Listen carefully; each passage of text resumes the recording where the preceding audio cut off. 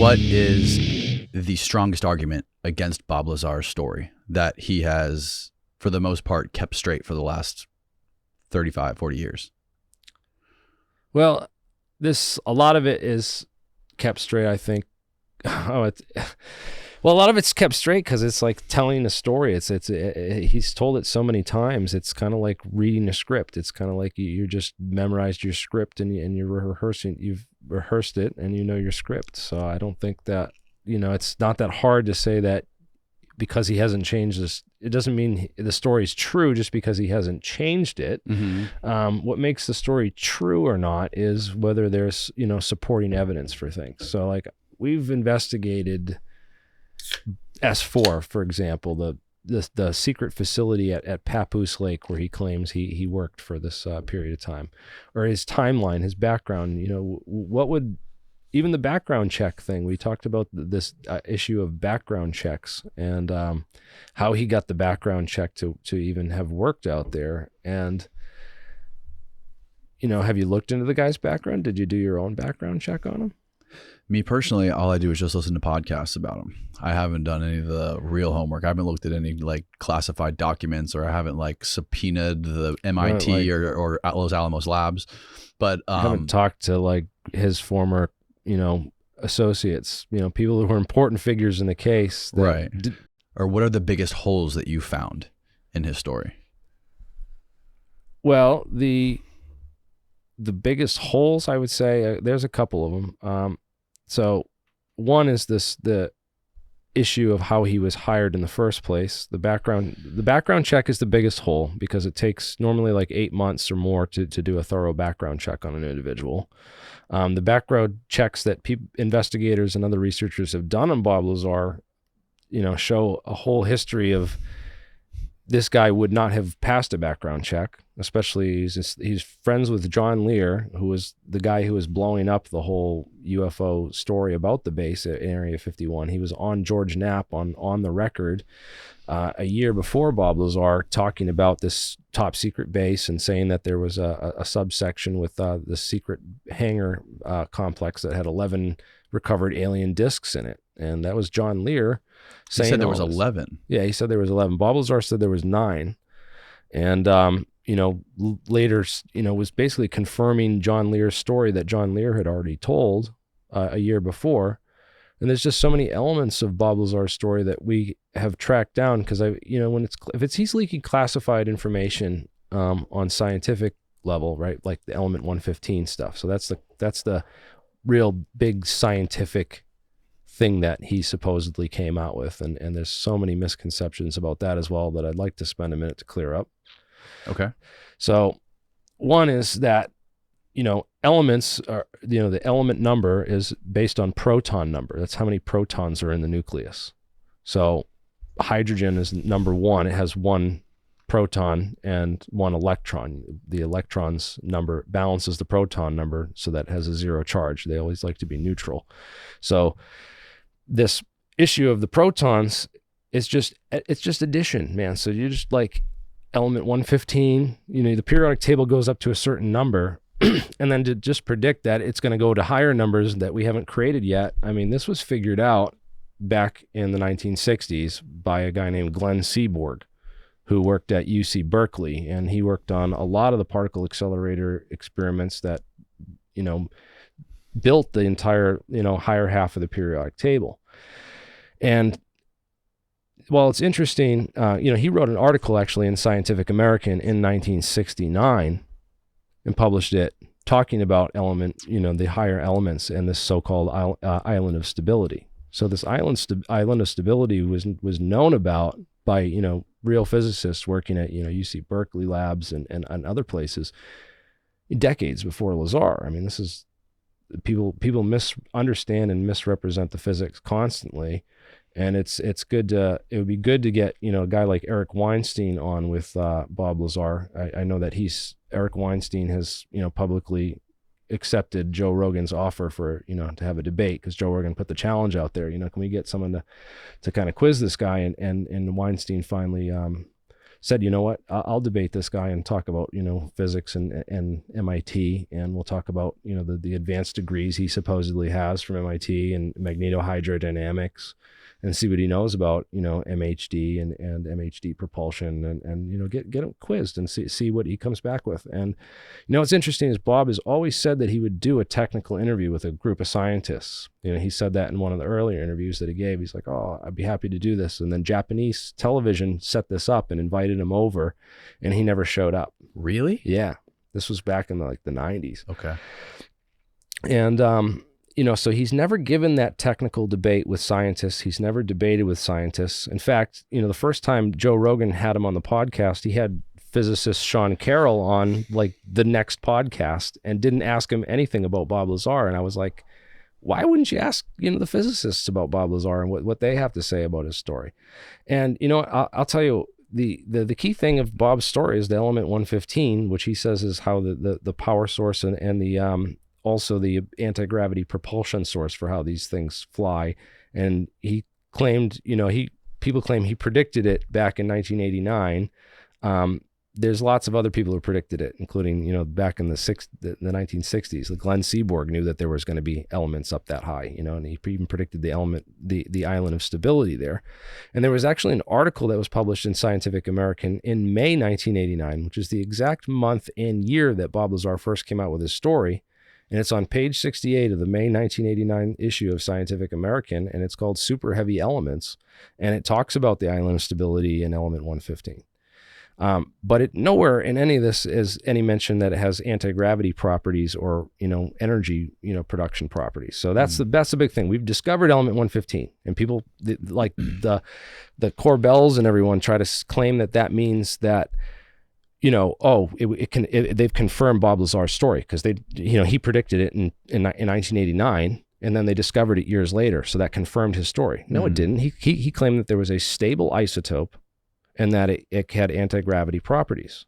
So now we never discovered a stable isotope, and that's one of the main arguments that's used to dismiss it. But it's also true that certain isotopes like hafnium, for example, or lanthanum, there's blurs in the periodic table where these elements can actually jump back and forth a little bit. And, Bob Lazar kind of describes that in some of his physics, semi-technical talks about the reactor and its components, He talks about it jumping up to element 116 and then back down, and that it kind of, or 14, he's not sure if it was to 14 or to 16 or not, but it jumps around somewhere in there. And there's elements that actually do that. And you can take these unstable elements and you can stabilize them within, an electromagnetic field, for example, like a magnetic bottle. So you can kind of, hold this unstable nuclei together so that it doesn't decay in a normal time. So it's possible that there may be some way to isolate and stabilize element 115 that we haven't discovered yet. And that, so I'm not saying that it's been completely debunked. You can't ever disprove a negative. It's not up for me to debunk Bob Lazar. It's up for, him and Jeremy Corbell and George Knapp to prove that he's telling the truth or come up with some supporting evidence for his story or documentation.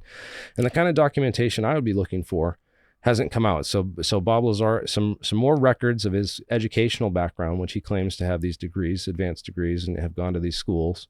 Which there is evidence, right? So the evidence came out, right? It's interesting because he had a court case in 1991, and on his court documents, he stated that he had his bachelor's degree was from Pacifica University, which is a correspondence university. And what year did you say this? It was shut down in the early 90s as being a degree mill. So this was 91, I think, was the conviction. So it was 2 years after he came out with the story. So this place called Pacifica was selling degrees.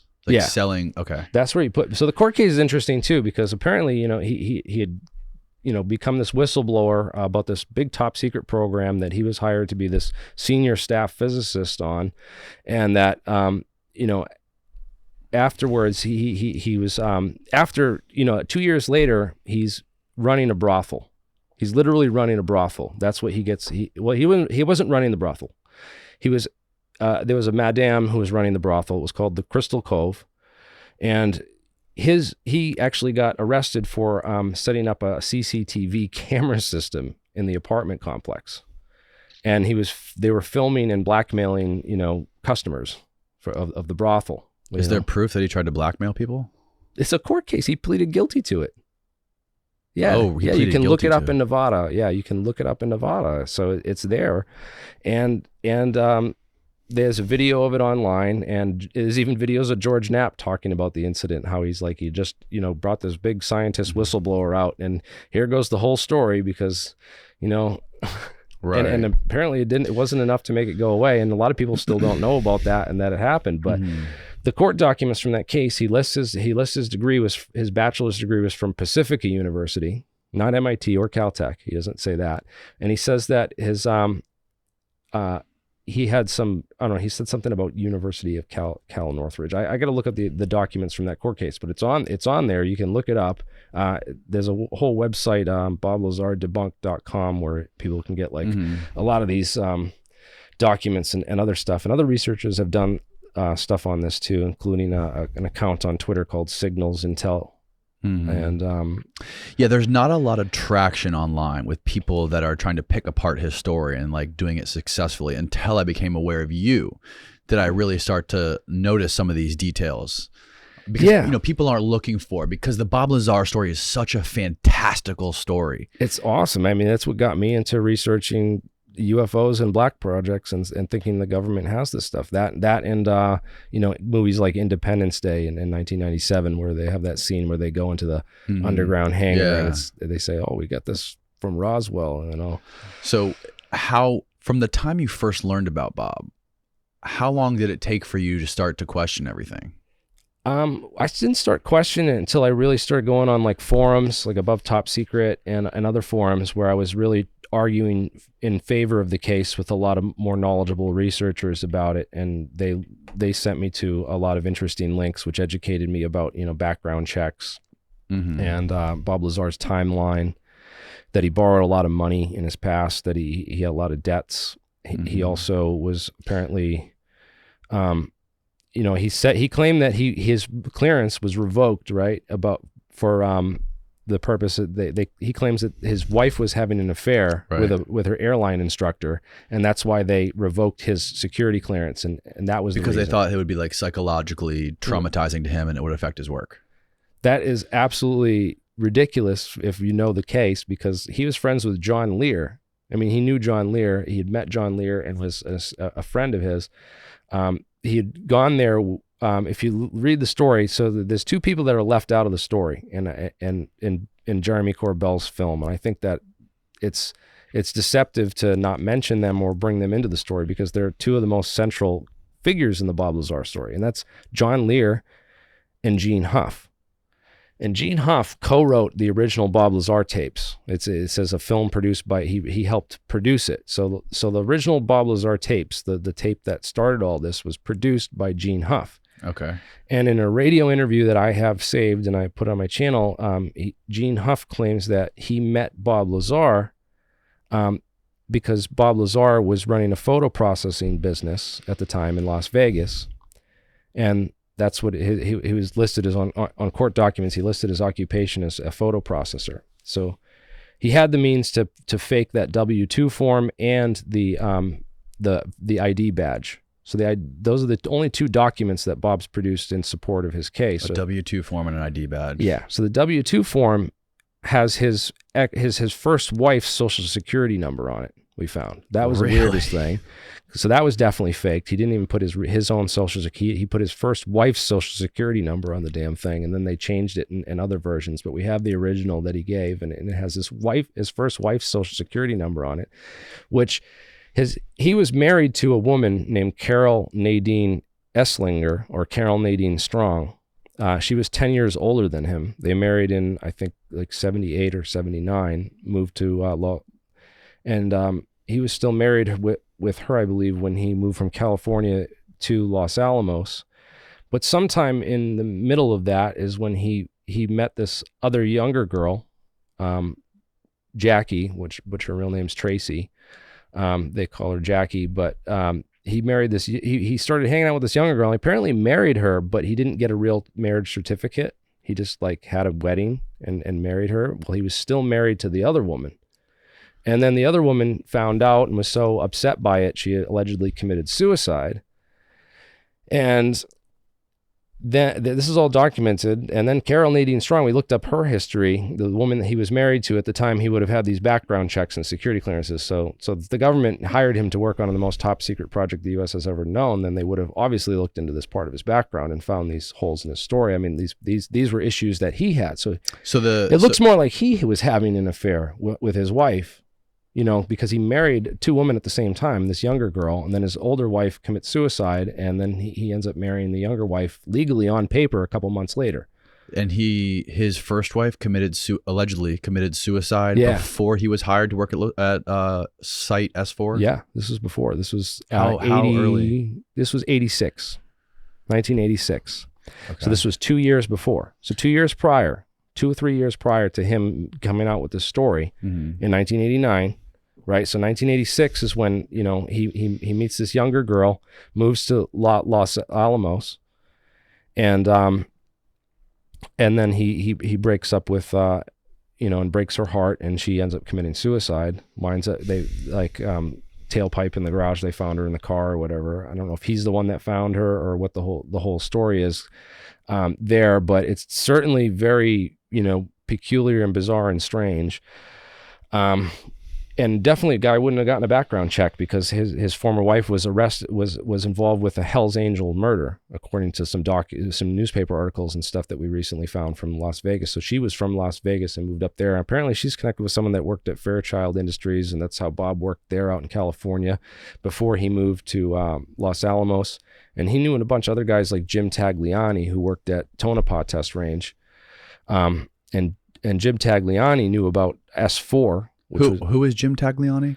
He was one of Bob Lazar's friends. So he's a guy that was friends with Bob Lazar and John Lear and all them. And he worked out at Tonopah Test Range at a real place called Site 4. There's a difference. Okay. There's a real Site 4 at Tonopah Test Range. Okay. That's Area 52.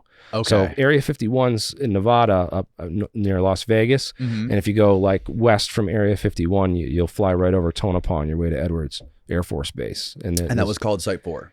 There was a section out there called Site 4, and it was the ECCM, which is electronic countermeasures radar setup. So they would build mock enemy radar systems like Russian radar, and then they would figure out how to spoof or jam those radar systems. Whether it's the frequencies or the signals and stuff. And this was the origins of the stealth days where they were working on. Right. I mean, the stealth program was a little bit before that, but you know, the early 80s, but they were still doing a lot of stealth research and stuff out there at the time, which is also interesting because there was another Site 4 that we found, which was at Plant 42 in Palmdale, which is where they made the B-2 Spirit bombers. So there's two classified sites named S4 or Site 4, one at Tonopah, one at Palmdale, where they're building the B-2.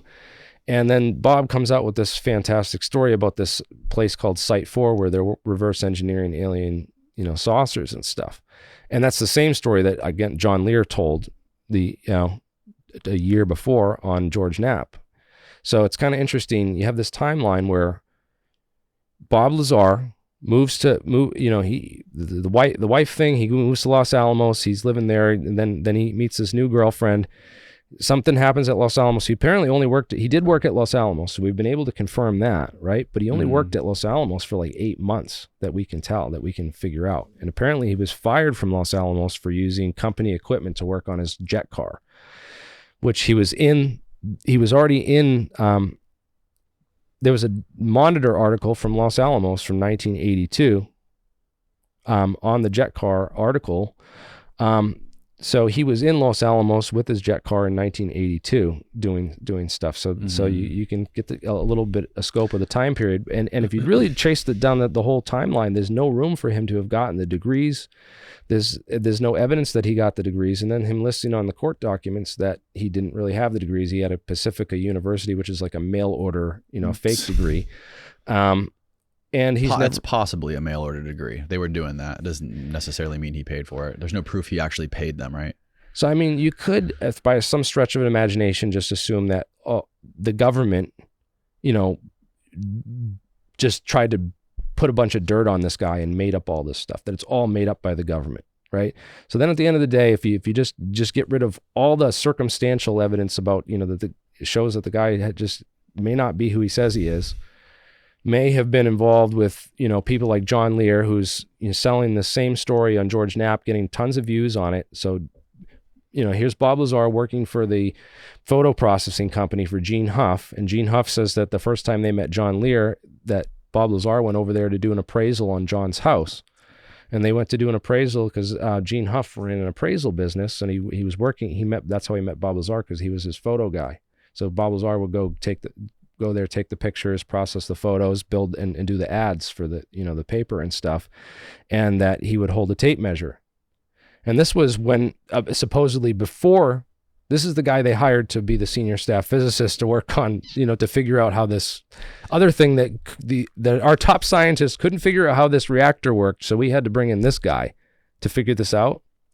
But does it make sense? Does that make sense? But it's true though. This guy, first of all, the first time Bob, from what I understand, the first time he met with George Knapp and they did those interviews, he had to do a lot of convincing to get him to do that. Yeah. And then he tells the story of how he actually interviewed him, did this whole story.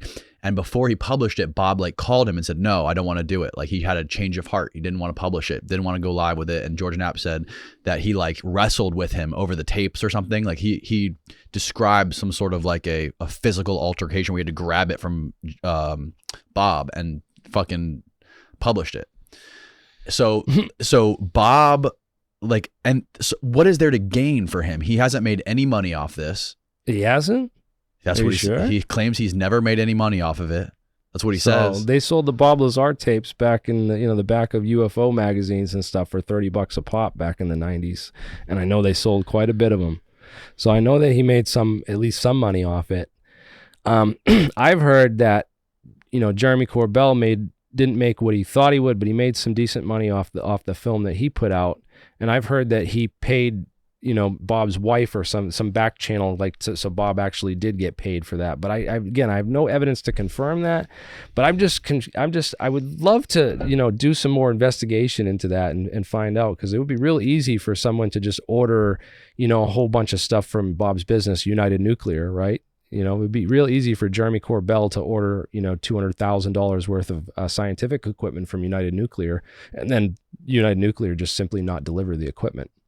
There's other ways to wash that money, and Bob has the means and knows how. I mean, he started United Nuclear because he ran a fireworks show called Desert Blast, where they would basically, invite a bunch of people and sell tickets to go watch, these massive fireworks and bomb shows out in the middle of the desert where they'd blow up all kinds of stuff. And that was during the days when, it was getting harder. You used to be able to order ammonium nitrate and other stuff right in the mail, and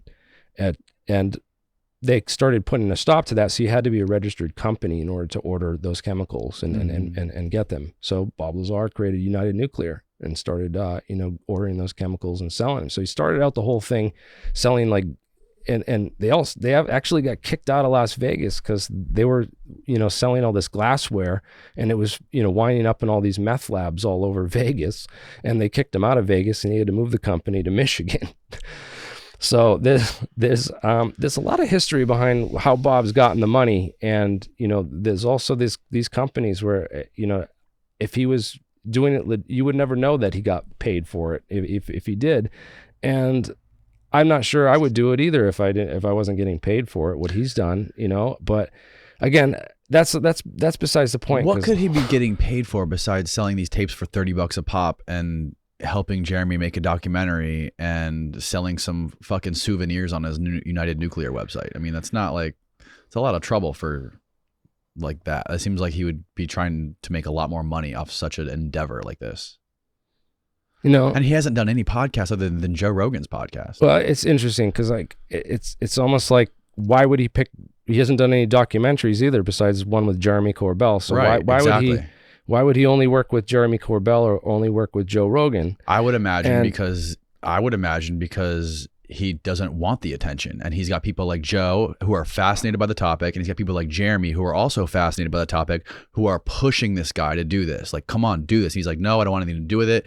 You could tell when he went on Joe's podcast, he was like very hesitant. He had a fucking headache, whatever. And it's not like he was happy to be there. Hey, happy to be here, Joe. Let's talk about fucking aliens. He seemed like he didn't want to be there.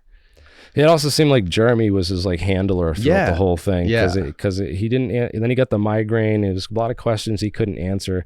And why isn't he doing more press? It just seems like he knows the story's a lie, and he doesn't want to do more press because he just knows that it's going to get found out. If the more time he spends on there, all he needs to do is get on a show with a guy like me instead of someone who doesn't know anything about the case. As long as he's talking to people who don't know anything about the case, or people who want to believe in the case and support the case without question, like Jeremy Corbell, convinced that it's real, and that guys like me are part of this big organization to like shut down the truth. And it's like, well, what's the truth, man? What physics do you have, bro?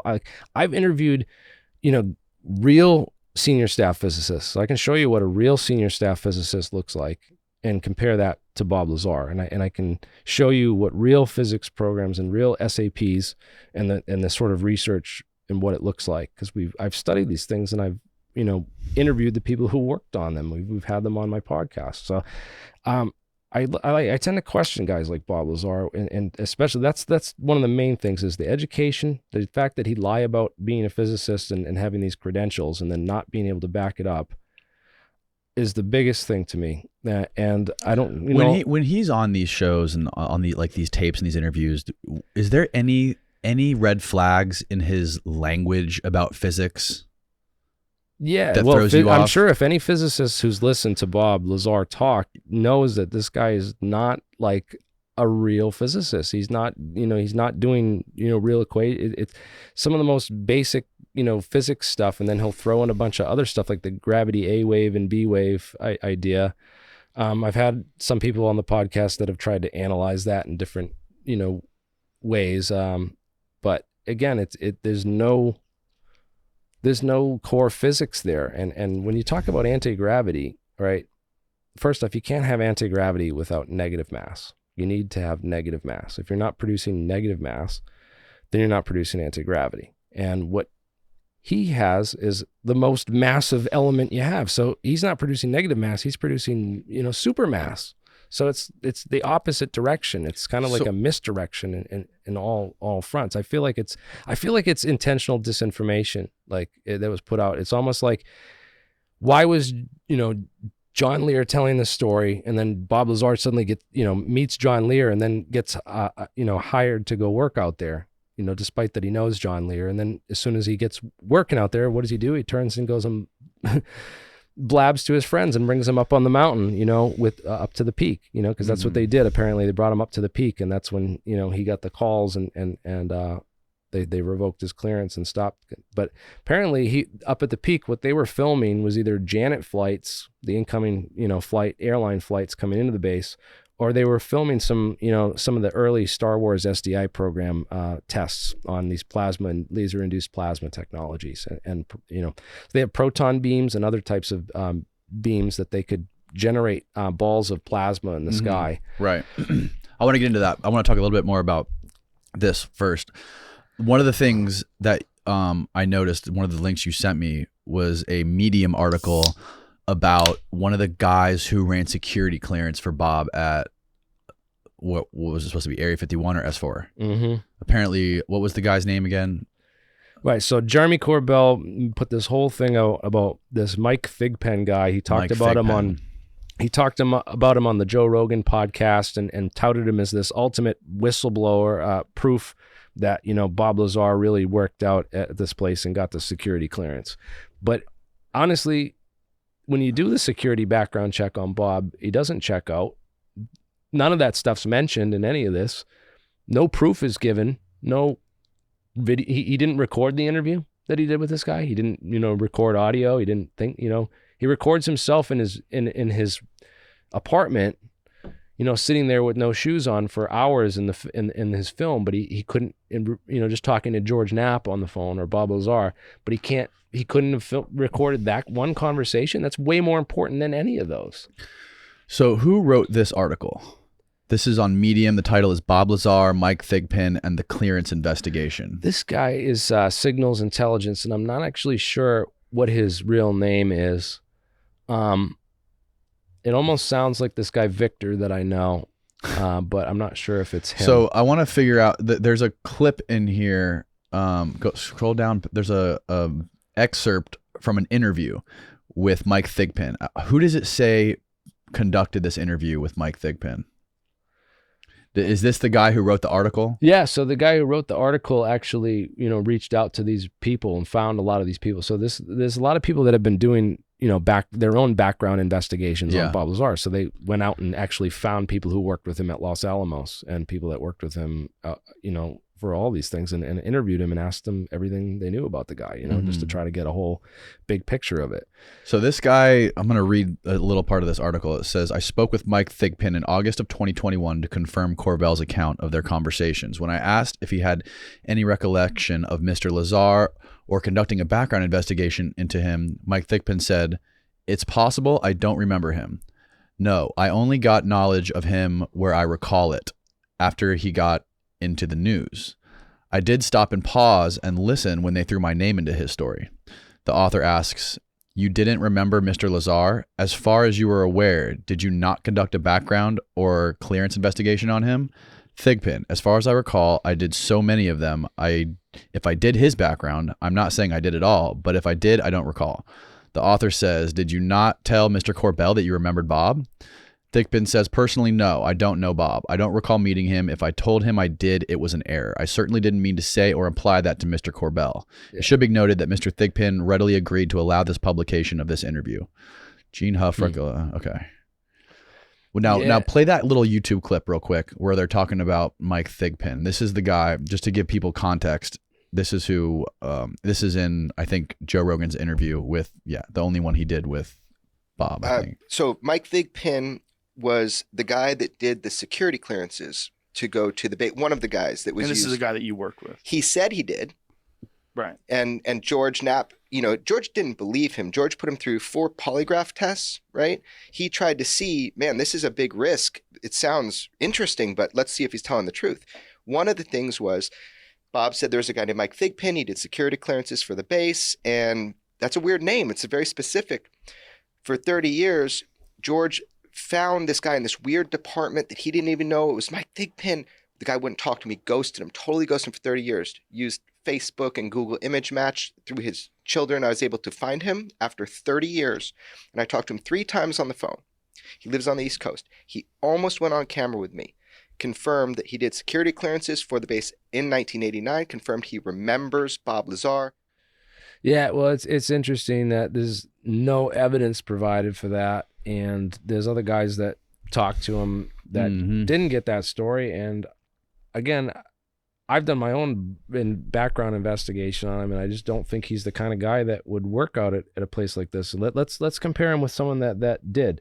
Look up Dr. Bernard Haisch, H-A-I-S-C-H. Okay, here's one more thing as well. One of the biggest things that I believe that have been confirmed was Bob describes that hand scanner, that to get into the base, he had to put his hand on this machine that measured like the length of the biometrics of the bones. The bones and the fingers. Yeah. And that turned out to be legit.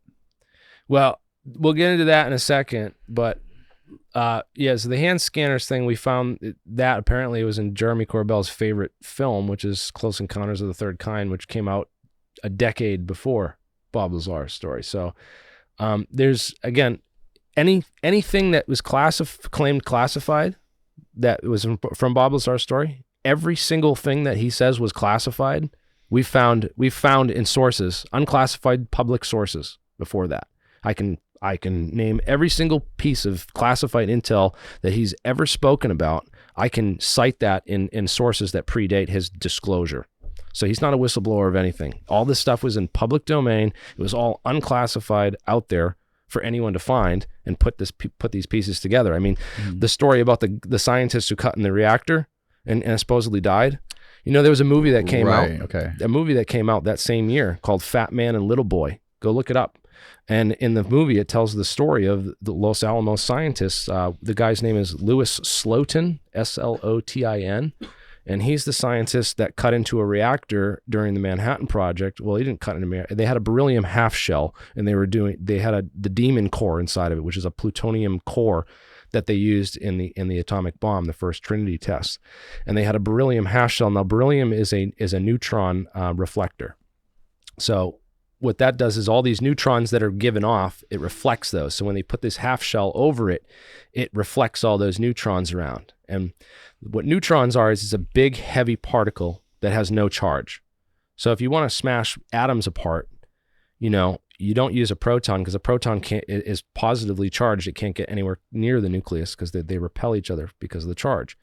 But neutrons have no charge. So you get a bunch of these fast-moving neutrons rolling around inside this chamber, and suddenly they start smashing atoms up and releasing more neutrons, and it's a chain reaction. And they created the first one they were trying to measure the criticality with this half-shell experiment, and they killed 2 scientists. And that's a real story. It's a story where, it seems to match pretty closely with his descriptions of the reactor core. They look a lot like this demon core and the half shell that they were using. And in fact, the experiment they were using, he was using a screwdriver, and the screwdriver slipped and it fell, and it went supercritical because the screwdriver was holding that gap up. And when that gap fell, it went supercritical, and he quickly grabbed the thing and pulled it off, burnt the crap out of his hand, and totally irradiated himself. But he saved the lives of the other 9 scientists in the room, and but sacrificed himself. And for that, he was like given all these awards and stuff, but he died a couple days later of radiation poisoning. It was brutal, man, the pictures and stuff. But that's a real story about what is this guy's name again? Louis Slotin. Louis Slotin. Slotin. Yeah, that's the dude. Look at the pictures of that thing. That's the demon core right there. So they built a new reactor to run this experiment, and it has a mechanical holder for the half shell that's on top. So it's lowered and raised mechanically, so they can do it from a separate room, a safe distance away. So that they can run this experiment with precision, and doesn't have that element of human error with the screwdriver. And the new reactor core design looks a lot like Bob Lazar's Element 115 reactor. It looks almost just like it, actually. It's like if you were just to modify a couple things on the new what is it would be called the beryllium half shell criticality experiment. That's a tongue twister. Yeah, I know. Beryllium half shell criticality. Yeah, that's the scientists that were in the room that he saved, and their distance. He had them draw their distance on the ground. So is this supposed to be what he was describing when he was describing the reactor inside of the flying saucer? Well, I think he took pieces of what he learned from... He said it was like a basketball. He said it was like a basketball. This is on display at the Los Alamos History Museum, Natural History. So there's exhibits on all this stuff that he would have seen if he spent time in Los Alamos. Mm-hmm. So he would have, he could have adapted this stuff to make up a story. Is all I'm saying is that's what it sounds like to me, because there's no verifiable intel that's come out of anywhere in the past 30 years on, programs that were working on this kind of stuff, or even interested in this kind of stuff. The scientists that were working on it were, a couple of these German guys that were working on CERN, particle accelerators at CERN. They were continuing Glenn Seaborg's work. Mm-hmm. Glenn Seaborg was, again, the guy who predicted this island stability. Mm-hmm. He discovered a huge number of the elements on the periodic table at Berkeley labs, at the Berkeley accelerator. So he pioneered a lot of, physical chemistry research in those early days.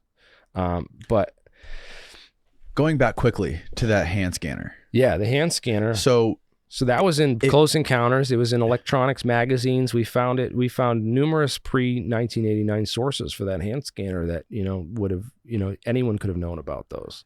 So, but he said specifically that that's what he used to get into Area 51. Yeah, they used the opening sequence of Close Encounters. Go watch the opening sequence of Close Encounters. When the guy goes into the top secret facility, there's the same hand scanner right there. And Jeremy Corbell said in interviews that his favorite movie is Close Encounters. But how could he have missed it? How would Bob know that was specifically in in Area 51 though? Because it's in Close Encounters. They're filming in Area 51 is what you're saying in Close Encounters? They're filming a top secret facility that the alien stuff's going on and they have to get into right in the opening sequence of the movie. Yeah, but that doesn't mean that's the exact machine they use. It's the exact machine. It's that exact machine in the picture. I go open the movie. It is the exact machine, but how would Bob know that is in fact what they have at Area 51? Just because it was in a movie doesn't mean... Do they have it in Area 51? I mean, it was one of the high-tech... Yes, there was proof. There was a photo taken. One of the security guards provided a photo of one of these things at Area 51. Maybe you can find it. Maybe that's the photo there. Pardon this brief interruption, but I want to take a second to talk about our sponsor, Verso. Now, if you've heard this podcast before, chances are you already know how obsessed I am with health and longevity, which is why one of my favorite guests to have on the show is nutritional scientist and neuroscientist Dr. Dom D'Agostino, who actually introduced me to this stuff. Verso is a company that is dedicated to translating scientific breakthroughs into products that hold the potential to increase longevity. The problem with aging is we accumulate these zombie cells, or old damaged cells, that linger beyond their useful life. These zombie cells infect other healthy cells, speeding up the aging process, causing things like hair loss, wrinkles, arthritis, cancer, dementia, and everything in the realm of aging. What scientists have realized is that we can manually induce autophagy, meaning the cleanup process of the old zombie cells and replacing them with new ones. Verso's new Clean Being, which I take every night, is a powerful blend of senolytic molecules that help promote the body's natural cleanup processes like autophagy and apoptosis, promoting better cellular health, supporting lower inflammation and natural cardioprotective functions, while boosting protection against age-related diseases.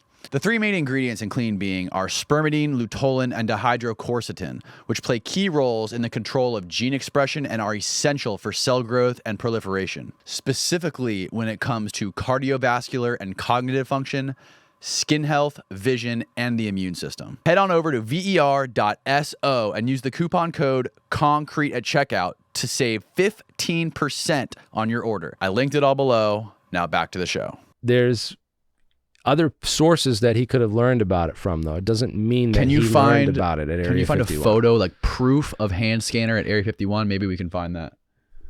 Again, another thing about the security at Area 51, right? So Bob's security badge that they put it says MJ12 on it, okay? Mm-hmm. That's his security badge that he used to get into work. Now, it should have said Wackenhut on it, because Wackenhut do the security for Area 51. And if you see other Area 51 ID badges, they're actually issued by Wackenhut, and they don't look anything like Bob Lazar's ID badge. So he got that wrong. And then I mentioned that the only other piece of documentation he's provided is the W-2 form, which had his first wife's social security number on it. Mm-hmm. So, can you make any sort of argument that he is telling the truth?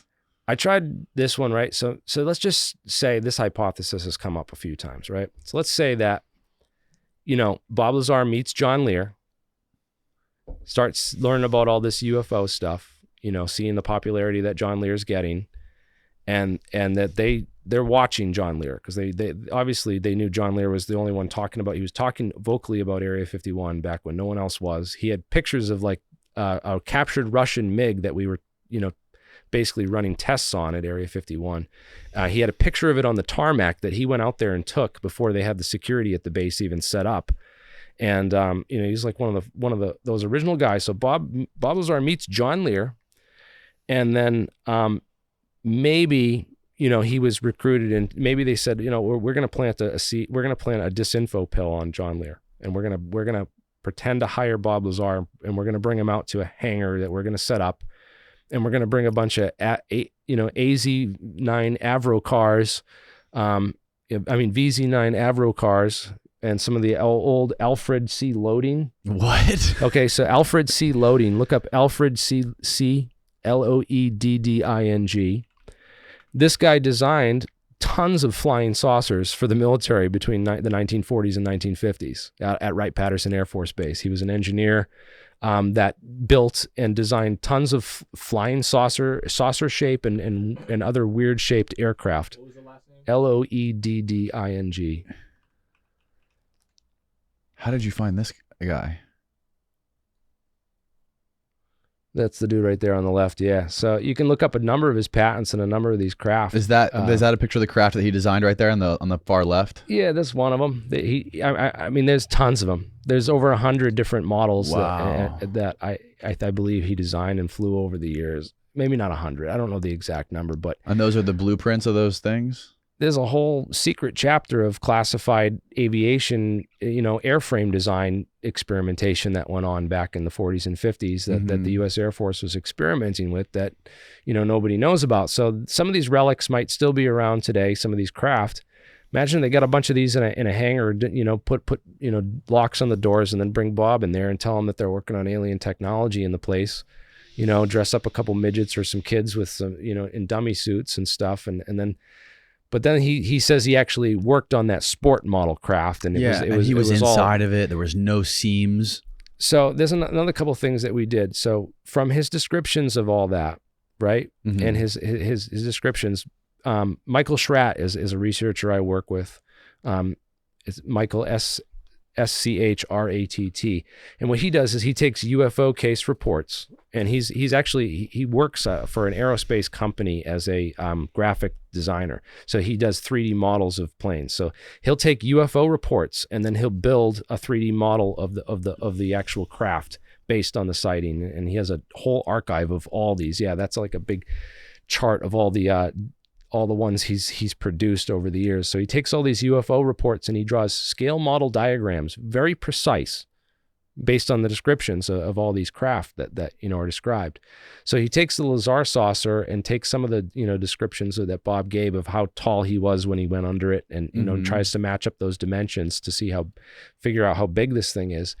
And when he did that with the Bob Lazar sport model saucer, he found all kinds of problems with the dimensions that he wouldn't have been able to stand under it in those places that he said he did, if it was the size that he described. And the interesting thing about that saucer, that sport model flying saucer that Bob Lazar talked about, is that it looks a lot like George Adamski's craft, or the Billy Meyer craft, or even before that. So Billy Meyer and Billy Meyer was like the 70s, and the Billy Meyer UFO, he was faking all these UFO photos, got caught, and they looked just like Bob Lazar's, sport model saucer. But there's an earlier case from the 50s called Otis Carr. If you look up XTC 01, Otis Carr, and you'll find this guy. He was a UFO hoaxer trying to sell UFOs back in the 50s. OTISCARR. See how it doesn't, you will not find it unless you know what you're looking for. Okay, here we go. Look at this. Look at those diagrams down there. Yeah, that one right there. So look at the saucer that he built in the 1950s and got a bunch of money to try to build an anti-gravity company based on an inertial, gyroscopes. And he ended up building an amusement park out of all the stuff. Yeah, click on that video. And there's a bunch of patents on these UFOs. Open that on YouTube. Click on that link. Yeah, there you go. People have seen these saucer patents get passed around every once in a while. People talk about them, and it's this old, Yeah. Or even levitation. How long is this? Referring to these principles as gravito-inertial lift. Is this Billy Carson? Or gravifugal force effect. No, that's not Billy. No, almost sounds like it. You know Billy? Yeah, I've seen him on your show. Yeah. I've heard him before. Circular foil craft. There it is. Yeah, Look at that. It looks just like the sports model, and that's from that. So there's all this UFO lore that you can trace back, all this stuff to. And it kind of looks like Bob Lazar, could have borrowed a lot of this stuff, but it's also possible that maybe, a counterintelligence group took all this and put it together. You got guys like Richard Doty, I don't know if you know who that is. Doty's this guy who worked for U.S. Air Force, OSI, which is the Office of Special Investigations. And his job was to feed, people disinformation to try to throw them off the case if they got too close to, top secret programs. And there was this guy named Paul Benowitz. There's a whole movie on this called Mirage Men. Mm-hmm. And this guy Paul Benowitz, he convinced Paul Benowitz that he wasn't seeing top secret craft going in and out of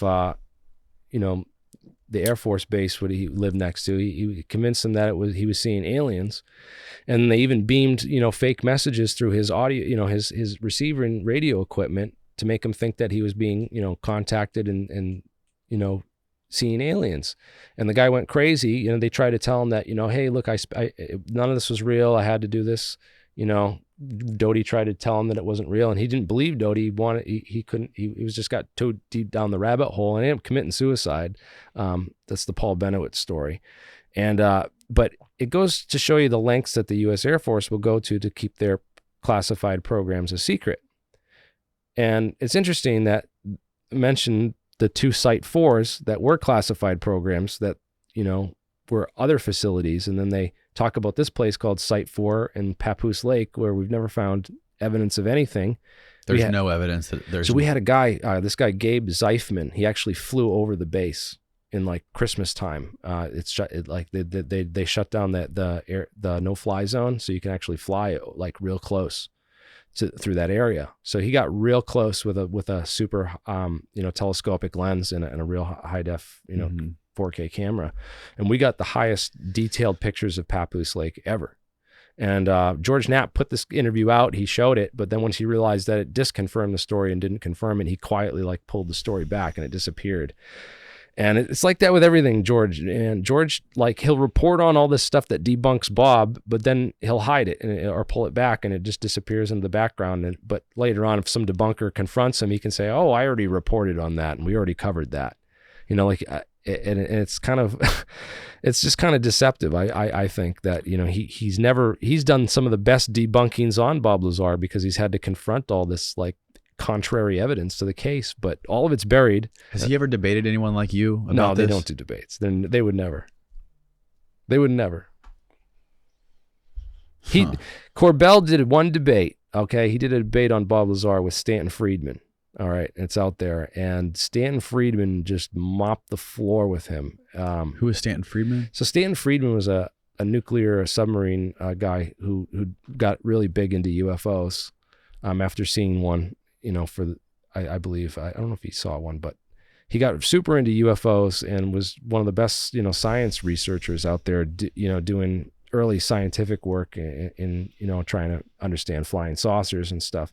But, he wasn't really he says he's a nuclear physicist, but he was actually a nuclear engineer or something. I don't think he wasn't super good at physics. He wasn't as good as some of the other scientists I've met or talked to. So he's an interesting guy, but he got pretty far. But he didn't, it's unfortunate. He wasn't alive for the last, he died I think a couple of years back, maybe 2012 or something. What part of that debate stood out to you the most?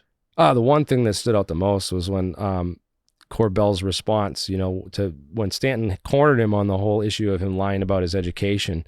Okay. Corbell's response was, "Oh, come on, you've never lied to get a girl."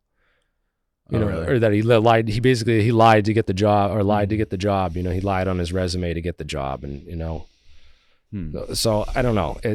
It's kind of hard to lie on your resume with because you have to. If you're a senior staff physicist, as I mentioned, I didn't mention that. Let's bring up Bernard Haisch again because I wanted to get into that. Bernard Haisch has what's called a CV, or curriculum vitae, and that's what any published scientist is going to have a bunch of work that they've worked on. Now, this guy was a senior staff physicist. He worked at Lockheed Martin Advanced Aerospace Concepts Department from 1979 to 1999. Talk more directly into that thing. Yeah, so 1999.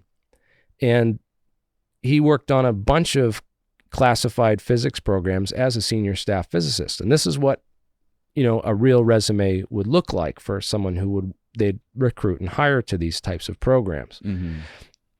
Bob Lazar does not have a CV. He claims to have a master's degree from MIT, and he claims that his thesis was in MHD, or magnetohydrodynamics, which is a form of propulsion where, it's like that when you ionize air and make it plasma and then use magnets to move that plasma.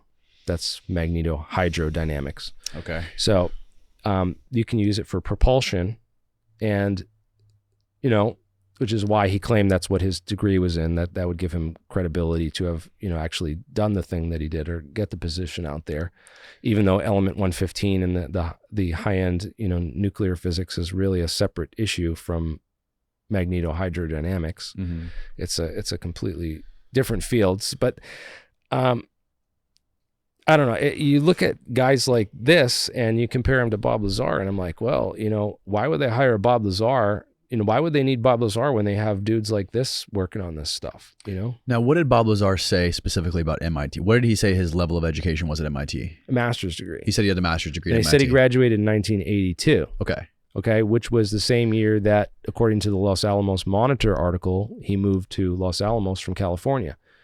So if he was in Los Alamos, did he move to Los Alamos and then Los Alamos sent him to MIT? Because that's kind of like what he changed the story up. Yeah, that's how he filled in like the holes in the timeline, saying that Los Alamos sent him to this program to do a speedy master's degree in MHD, which apparently never wrote a thesis paper for, because there's no record of his thesis paper. That's what he says the government scrubbed, right? They tried to scrub everything out of his life. How could you scrub that? It's published in journals, and then other there's other scientists in that field who read every paper. If I'm in magnetohydrodynamics, if a new paper comes out on MHD, I'm reading it. And I'm like, oh, who's Robert Lazar? And you remember these things. So nobody's ever heard of him in the field. Mm-hmm. There's no record of his thesis, anywhere. He didn't keep a copy of it. There's none of that. So there's lots of things like that are hard to say. Like, well, he says the government deleted all the records. How could they delete, every yearbook issued to every student who graduated in 1982? So there's no yearbook or anything like this. There's absolutely zero proof he was ever at MIT. Yeah, that's all it would take is a yearbook picture, there's not a one class shred. listing. There's no proof, and that's why Eric Weinstein recently, I think he's starting to catch on, because he challenged Bob Lazar to a debate. He said, well, Joe Rogan asked me if I'd debate Bob Lazar, and he hadn't really looked into the story at the time, but I guess now he has, and he's, wants to, get into the MIT and what physics, what physicists do you know? Because he was asked one time in 1993 in Rachel, Nevada. It was the last Q&A session that Bob Lazar ever gave publicly. And he was asked at that Q&A session by Tom Mahood, you claim that the government deleted your educational records. Could you try to reconstruct some of that history? Could you name, some of your professors from Caltech or MIT? He said, oh, sure. I guess, Dr. Duxler and Dr. Hossenfelder is what Bob says in the interview. And he says that Duxler was from Caltech and Hossenfelder was from MIT. And couldn't find anyone in the whole registry with that name. So Stanton looked up, Duxler, and the whole, APS, has all the anyone who's a physics teacher or student, gets into the American Physical Society, or APS, and you're listed under there. I'm enlisted under there. You can look me up. And he looked up Duxler and found that there was one Professor Duxler who worked at Pierce Junior College in Woodland Hills, California, which is where Bob Lazar lived after high school, next to a rocket engineer named Eugene Gluhareff, who actually built those rockets that he's on the bike, the jet bike with. He's got the rocket bike and the rocket cars. So those are Gluhareff pressure jet engines. They're not actually rocket engines. They're extremely inefficient and extremely loud. And so that bike was built by his neighbor. He lived in Woodland Hills, California. That's where the article's from. It talks about him there. Yeah, Eugene Gluhareff, and he was a helicopter. He worked for Sikorsky Helicopters as well, so he's an interesting guy.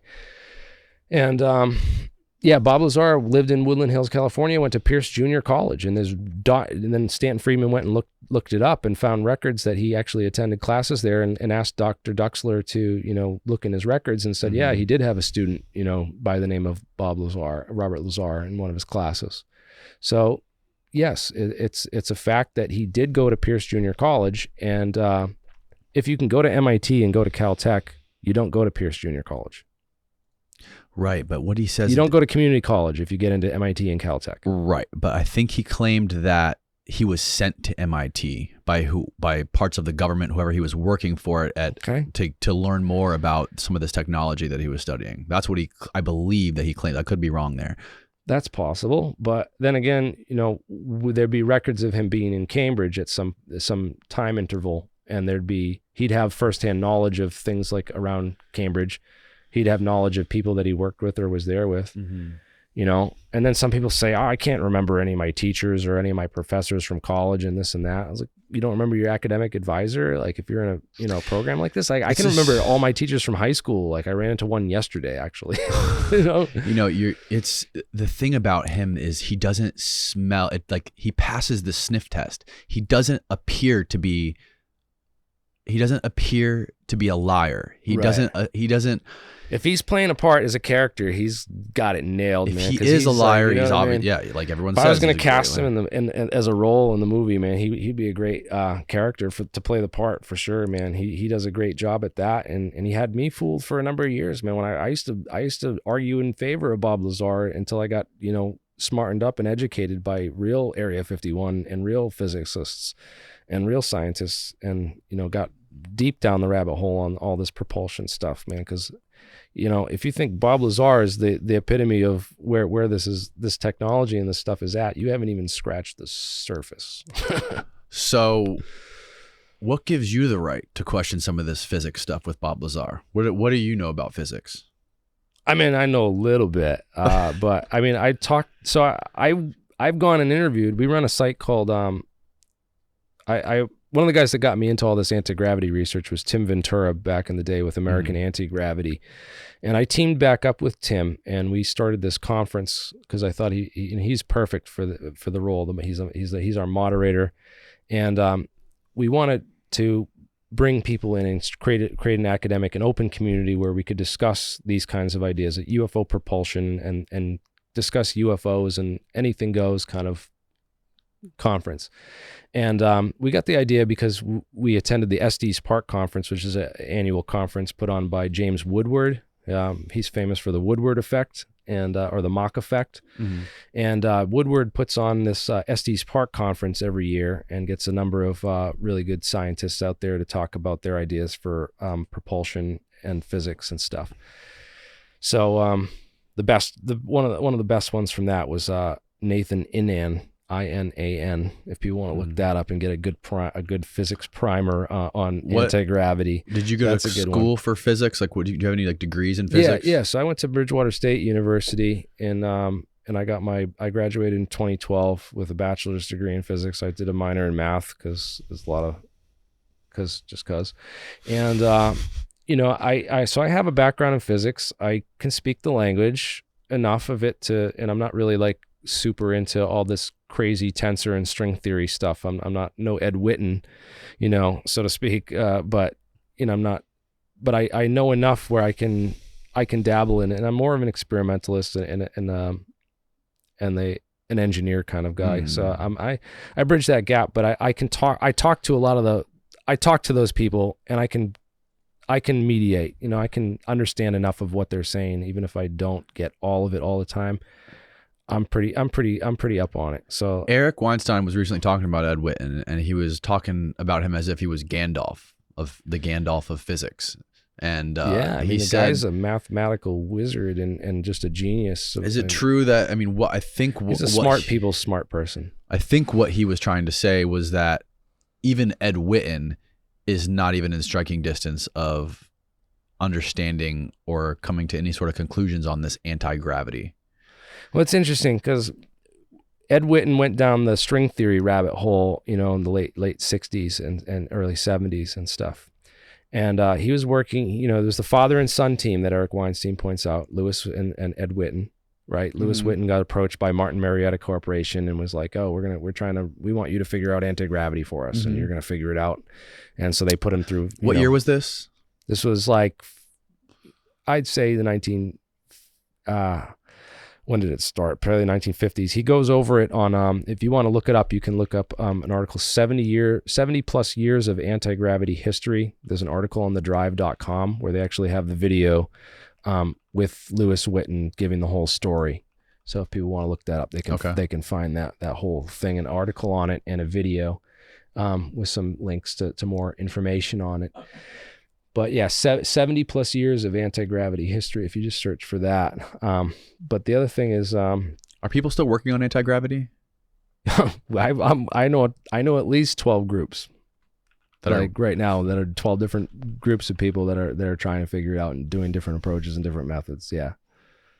There's a lot of people still working on it, and there's been 70 plus years of projects. This is not just there was all kinds of other projects. So they had a whole facility. The other team was the husband and wife team. That was Bryce and Cecil Dewitt at University of North Carolina, Chapel Hill. And at North Carolina, Chapel Hill, also in North Carolina, they had this guy, Andrew Bonson. So they had, Andrew Bonson. And Bonson was the guy who was funding. He ran a big air conditioning company. He had a lot of money from smelling air conditioning units. And he wanted to smelling air conditioning units? From selling. And he ended up, funding this lab called Bonson Labs, and they hired, Thomas Townsend Brown and a number of other guys to try to, do experiments on anti-gravity back then. That was 1954, 56 and stuff. So they had this whole facility down there. I know that Bryce I've seen went this down there before. Yeah, this is a cool article, but there's more history to this in the physics. So what's interesting is that Bryce Dewitt was working a lot with John Archibald Wheeler, who was Richard Feynman's PhD advisor at Princeton. And Wheeler did a lot of classified work. He worked on the H-bomb. He actually left H-bomb secrets on a train one time on accident, and then got so scared he refused to leave Princeton after. He wouldn't leave Princeton after that and stuff. But John Wheeler was a genius. He came up with all these different concepts and stuff. And two of the interesting things that he was working on specifically with Bryce Dewitt during this period in the 1960s, before physics got corrupted by string theory and sent off a cliff, they were working on resolutions to the paradoxes between quantum mechanics and general relativity and special relativity. Like, how do you merge relativity with quantum mechanics and make the two consistent? And they were struggling to how to do that. And one of the solutions that they came up with was this issue of quantum non-locality. And that's this issue that the substructure of space is on some higher dimensional plane, that space and time are actually like a holographic illusion, and that everything exists all in one hyperplane all at once, and that we just see different things in different specs from different observer viewpoints and stuff. A lot of this was confirmed, years later by like Elaine Aspect and John Bell and others, with some of their experiments. But what that core argument of the quantum non-locality, that explains right there how UFOs are getting here. Because if you can create an Einstein-Rosen bridge between these 2 points in the universe, you can open a wormhole and then just, step through. But then how do you do that? How do you do that is another story. And I kind of got in this on Brett's channel a little bit, because he was like, making the relativity argument for why aliens can't get here, that we've all heard. The speed of light is the speed limit. You can't go faster. Right. And that. But speed of light would take, I think, what was he saying? It would take 100,000 years to get here from somewhere. But how long does it take for the photon? Because for the photon, it's instantaneous. Why is that? The photon does not experience any time at all. In fact, the photon makes the trip, goes backwards, and then to negotiate, and then goes backwards in time, and then figures out which route it's going to take, according to QED, which is quantum electrodynamics, the theory of light as written out by Richard Feynman, which is super interesting. That's like this pilot. It was the pilot wave theory. It's one interpretation of quantum mechanics. There's two different interpretations. One is this pilot wave interpretation, that's Bohmian quantum mechanics, and the other one is Copenhagen interpretation. That's the Schrodinger's cat, where it's both alive and dead at the same time in the state of superposition before the wave function collapses, rather than it takes the trip, renegotiates, and then figures out which way it's going to go. It's kind of a different approach to the quantum action, the principle of quantum action. But this whole idea is that for the photon and light, it seems, has a lot to do with all this. Because I mentioned, in order to create anti-gravity, you need negative mass. So how do you create negative mass? Right.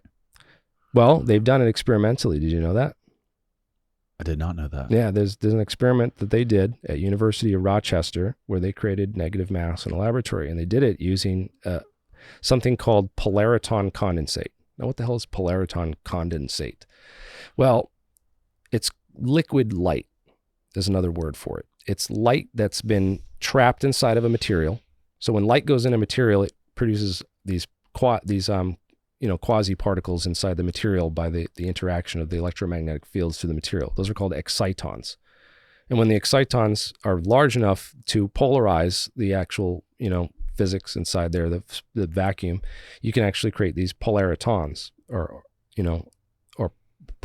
polarons and bipolarons, and these are all quasi particles that you can basically generate in materials. And through these generation of these quasi particles, you can create systems where negative mass can be produced through these polariton condensates, which is liquid light. It's trapped light. So it's fascinating because you see these, UFOs that like appear like glowing balls of light, and then they do this warp thingy, and how are they doing that? And is there any, interest, is there any physics behind this? And well, sure enough, light can produce propulsion. There's a number of, I mentioned the radiometer, Crookes radiometer. It's a meter which measures radiation or the Crookes radiometer. Yeah, I think that's what it's called. Mm-hmm. Yeah. And this was what you showed me in the Giza power plant book, in Christopher Dunn's book. No, that was the Crookes tube. That's an electron tube. gun. So Okay. Yeah, that was, remember Joe Rogan had Tom DeLonge on the podcast, and he's talking about this, metamaterial that they have that they use to warp space-time. And he's saying, they fire an electron at it and it goes slower, one way than the other. And, Joe Rogan was like, how do you fire an electron at it? And Tom DeLonge's like, I don't know. I'm not a physicist. Mm-hmm. And, the answer is a Crookes tube. That's an electron. Crookes tube. That's Fires an electron gun. It's an electron gun. Yeah. So that's what you could have used to fire electrons, but this is a little different. So these are photons. These are light particles, and light particles actually, contain mass or they contain momentum, because you can get this thing spinning just by shining light on it. And it's just black squares on one side and white on the other. So what happens on the white side is it's reflecting the light, and on the black side, it's absorbing the light. Right. So there's an imbalance in the forces from the light, the pressure that the light puts on there. So actually, that's what causes the thing to spin or rotate, because how they get the black on one side and the white on the other.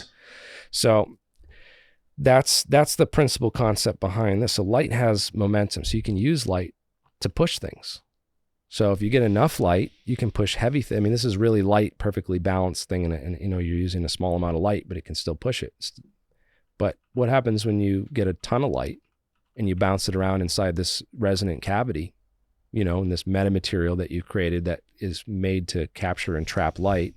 It's essentially a piece of glass or a dielectric between two mirrors, so that the mirrors just bounce the light back and forth between the glass, in the middle. So the light goes in, and they're one-way mirrors. So the light goes in and then it gets trapped, and you can bounce it around, and then you can do different things to that light. You can squeeze it, and then you can set up other, xenic surface waves and other types of waves in the structure to produce these different types of condensates. So condensates are condensed matter physics. So it's not like condensed milk where I'm, evaporating all the water out. It's where I'm cooling all the quantum particles so that the statistics that govern them all fall to the same level, so that they start behaving, their quantum mechanical behaviors start becoming more emergent.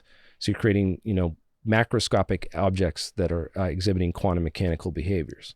That's how, there might be a window into how to, change physics altogether. And if they're not working on this, then they should be. And I don't think they would have figured this out in the 1950s.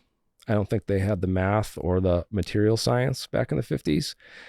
Assuming that we captured actual pieces of, UFOs or extraterrestrial technology, we might have, had some of this and maybe back engineered or learned something from studying those pieces. But as far as, us being able to build them and manufacturing them, I don't think we're at that level yet. I think that's where the problem is right now in the whole industry of being able to do this. That's why I'm not worried about talking about this kind of stuff. I don't think, Russia and China, it would need you need a very large state apparatus to be able to fund a program and research something like this. What do you think these modern day UFOs are then? What do you think they are from somewhere else, or do you think they are something we found and figured it out? Or do you think I like to evaluate every UFO case on an individual basis, because it's just it's all different things. There's so many. There's so many technologies that people have no idea about.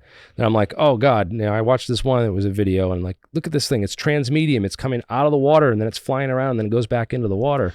And I'm like, dude, that's a blurred down version of the MPUAV Cormorant. Go look it up. They decommissioned a bunch of nuclear subs, and Lockheed Martin did this, and they started, figuring out what they could do with the launch systems for the nukes and the subs. And they built this craft called the Cormorant, which gets shot out of the friggin' water and can fly and then return to the water and get, reconnect with the submarine. And that's what they showed the video of. And it's like, well, if you didn't know any better, you'd think it was aliens or a UFO or something. But then there's other cases where, you have, that are more intriguing, where there's actual debris and contact and other things, Maybe we should start with Roswell. Yeah, Roswell's a perfect example. You have all these rural farmers. You have, Mac Brazel, the farmer, finds this material, brings it into the bar, brings it to, to town, shows a bunch of people this, apparently brought it down to Roswell Army Air Base, and some other people found it and were showing a bunch of pieces to the fire station. So lots of people handled this material, and they described it as this memory foil, right? Which is you could crumple it up in a ball and then let it go, and it would go back to its original shape. And memory metals are super interesting, like shape retention alloys. So nitinol is the first one that we created, and it was not created until 1954 at Naval Ordnance Research Labs. It's called nitinol? Yeah, nitinol. It stands for nickel, titanium, NITI, NOL, Naval Ordnance Research Labs. Oh, wow. So it was discovered at Naval Ordnance Research Labs back in the 50s, but there's evidence that they were working on this or looking into titanium alloys at Battelle at Wright-Patterson as early as 1949. Because Wright-Patterson, 1947, Roswell happens. All the debris ends up at Wright-Patterson, allegedly, right? That's where NASIC is. That's where the U.S. Air Force Aerospace Intelligence Center is. That's where U.S. Air Force Institute of Technology. This is the hub.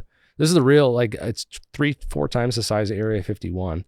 And they have way more intelligence people and way more stuff. Area 51, if anything, is just a test ground. If there's any kind of real, nuts and bolts, physics and science research, it's going on there at Wright-Patterson and Battelle. Battelle would have been a perfect choice if you had alien technology and had to come up with a contractor to look at it. They were doing, tank armor metals research, and they had all the experts in metallurgy that they needed at the time. And they were also a private institution. So they're not actually a government organization. They're a private institution. So they don't have to follow the same. Battelle, B-A-T-E-L. Yeah, B-A-T-T-E-L-L-E. It's Battelle Memorial Institute, and it was set up, in the early 20s, I believe, maybe late 20s, and it's been around, almost 100 years now. They currently manage all of our national labs. Did you know that? No. Yeah, Los Alamos Labs, Oak Ridge, everywhere is managed by Battelle under contract, and that's kind of scary for science, because if you want to control technology and you want to, have a UFO cover up of this kind of scale, you need that. What do you think happened at Roswell? What do you think that was that crashed there? It's interesting. I think that a number of people were brought out there, scientists, to look at this, that have testified to it and talked about it. Robert Sarbacher claims that he was, brought a part of it. Interesting guy. He did a lot of work on polaritons and exciton physics, coincidentally, in his years of research. And also a guy named John von Neumann, who's one of the smartest guys on the Manhattan Project. Mm-hmm. He came up with the idea of von Neumann probes just 4 months after Roswell. So, maybe he heard about the idea that it was a crashed alien spacecraft, and he just came up with that idea from his imagination. Or maybe it was a von Neumann probe that crashed. I don't know. What's a von Neumann probe? That's a self-replicating space probe. It's like a Type 3 robot that can go out, make copies of itself, and call and then colonize and share and send back information. So that's like, what? It's like a droid that comes here and sets itself up like a monolith or something and just records information and studies us, and it'd probably go unseen, plug into our internet once we created one, stuff like that. There's a whole bunch of theories on them. Another one is called Bracewell probes. That's another variation of this that are slightly different. Von Neumann is responsible for like the first computer, right? The first supercomputer that was ever, and it was like a 8-ton computer or something. No, that's Turing. No, I thought it was Turing. von Neumann. No. This was von Neumann was the human computer. He was called the human computer because he could do like very complex, large calculations in his brain. Mm-hmm. And he did a lot of the, work for the Manhattan Project on that. But I don't know if he did any direct work on computers. He was more of like the theoretical and computational physicist for Los Alamos. But yeah, that I believe was Turing and Babbage were some of the first computer guys that but I don't know, supercomputer was Gray. Gray, I think, created the first supercomputer really in the 70s. Maniac was the name of the computer. An Army-funded electronic, it was an Army-funded electronic numerical integrator. The first computer in the world, and was the first computer. It was 100 feet long, 10 feet high, and it had 17,000 vacuum cubes, and it weighed 60,000 pounds. Look up the Maniac computer. Oh, okay, yeah. So he did some of this computer work too. I didn't know about his computer work. Annie Jacobson talks all about this in her book, The Pentagon Brain. Yeah. And this is kind of like this sort of research. Vacuum tube computer. Right. And this was all like, this computer was used to calculate the exact amount of feet in the air they needed to detonate the bombs over Japan to create the most civilian casualties. Yeah. Like they literally figured out the exact altitude to detonate those bombs. Yep.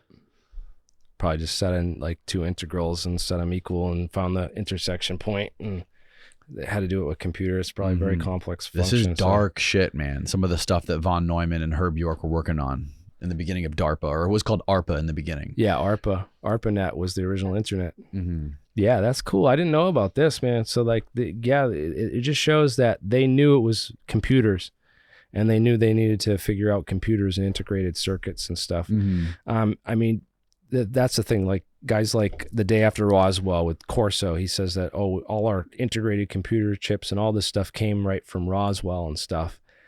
And it shows that they were working on this stuff. This stuff's existed before Roswell, man. I mean, they had vacuum tubes. They were working on the transistor. Even though it was invented after Roswell, I don't think it came from Roswell, because the guys who were working on it like had all the solid state theory behind it, and they all the physics was there. It didn't like come from nowhere, and it can all be traceable to human scientists and human sources. And that's another thing I don't like in all this, because a lot of times the aliens get the credit for all these discoveries of this stuff, and it's like, no, you're missing all the history and the real science and the people who worked on this. And there's people that spent their lives to get the science of this to this point, and you're gonna credit aliens for everything. It's like the same thing. So did you tell me? I don't remember if you actually said. What do you think it was that crashed at Roswell? Oh, I don't know what it crashed at Roswell, but I don't think it was Project Mogul.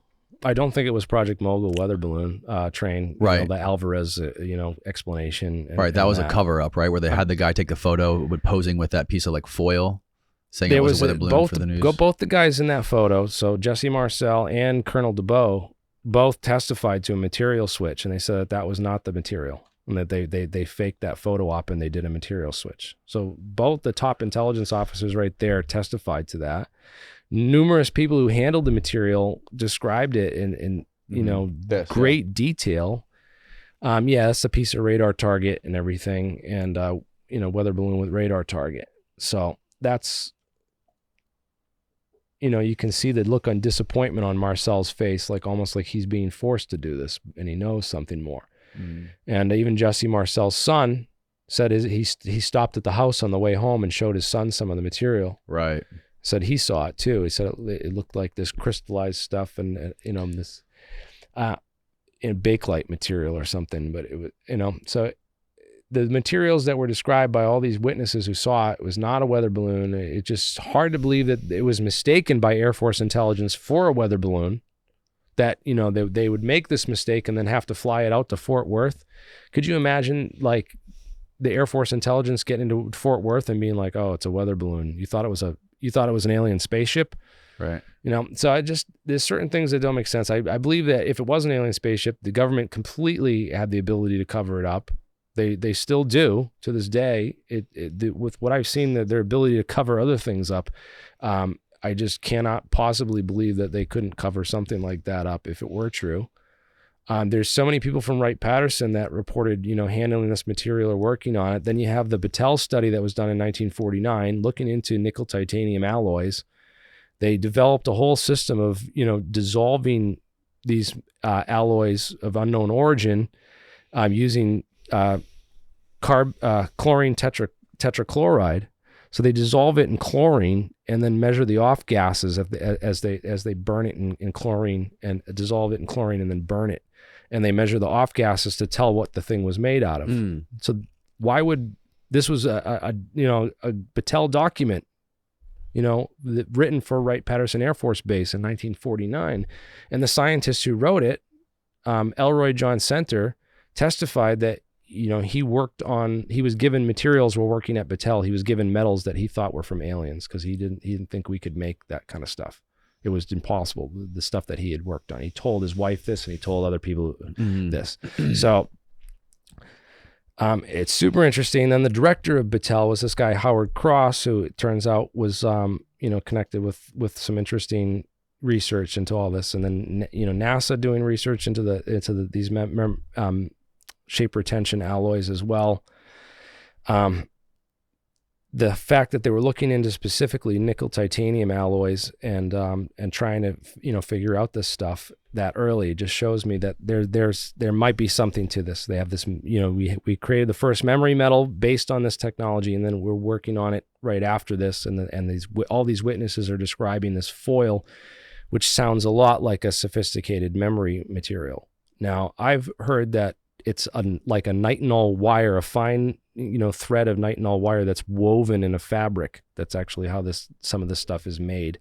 And that's why it has these, materials that it does, that it's like woven on the atomic level. And that's why they looked at it under an SEM and were like, how the hell we're going to make this, dude? Like you need a micro loom or something to right. weave this, or, so it can just imagine that the complexity of these nanomaterials when they looked at them and were like, how can we, build this stuff, and what's even going on here as far as the physics goes? Because, you dive into all this polariton and exciton stuff where you're trapping light inside these cavities, and then you can do things with the light once you have it trapped, and you can build integrated photonic circuits. So you can build entire circuit boards of integrated electronics that function on photons instead of electrons. So they're much more efficient. When you deal with electrons, you have resistivity and impedance. So you're burning most of your energy that you're using to do your calculations on your computer and do everything on your computer. Most of that energy is getting wasted as heat.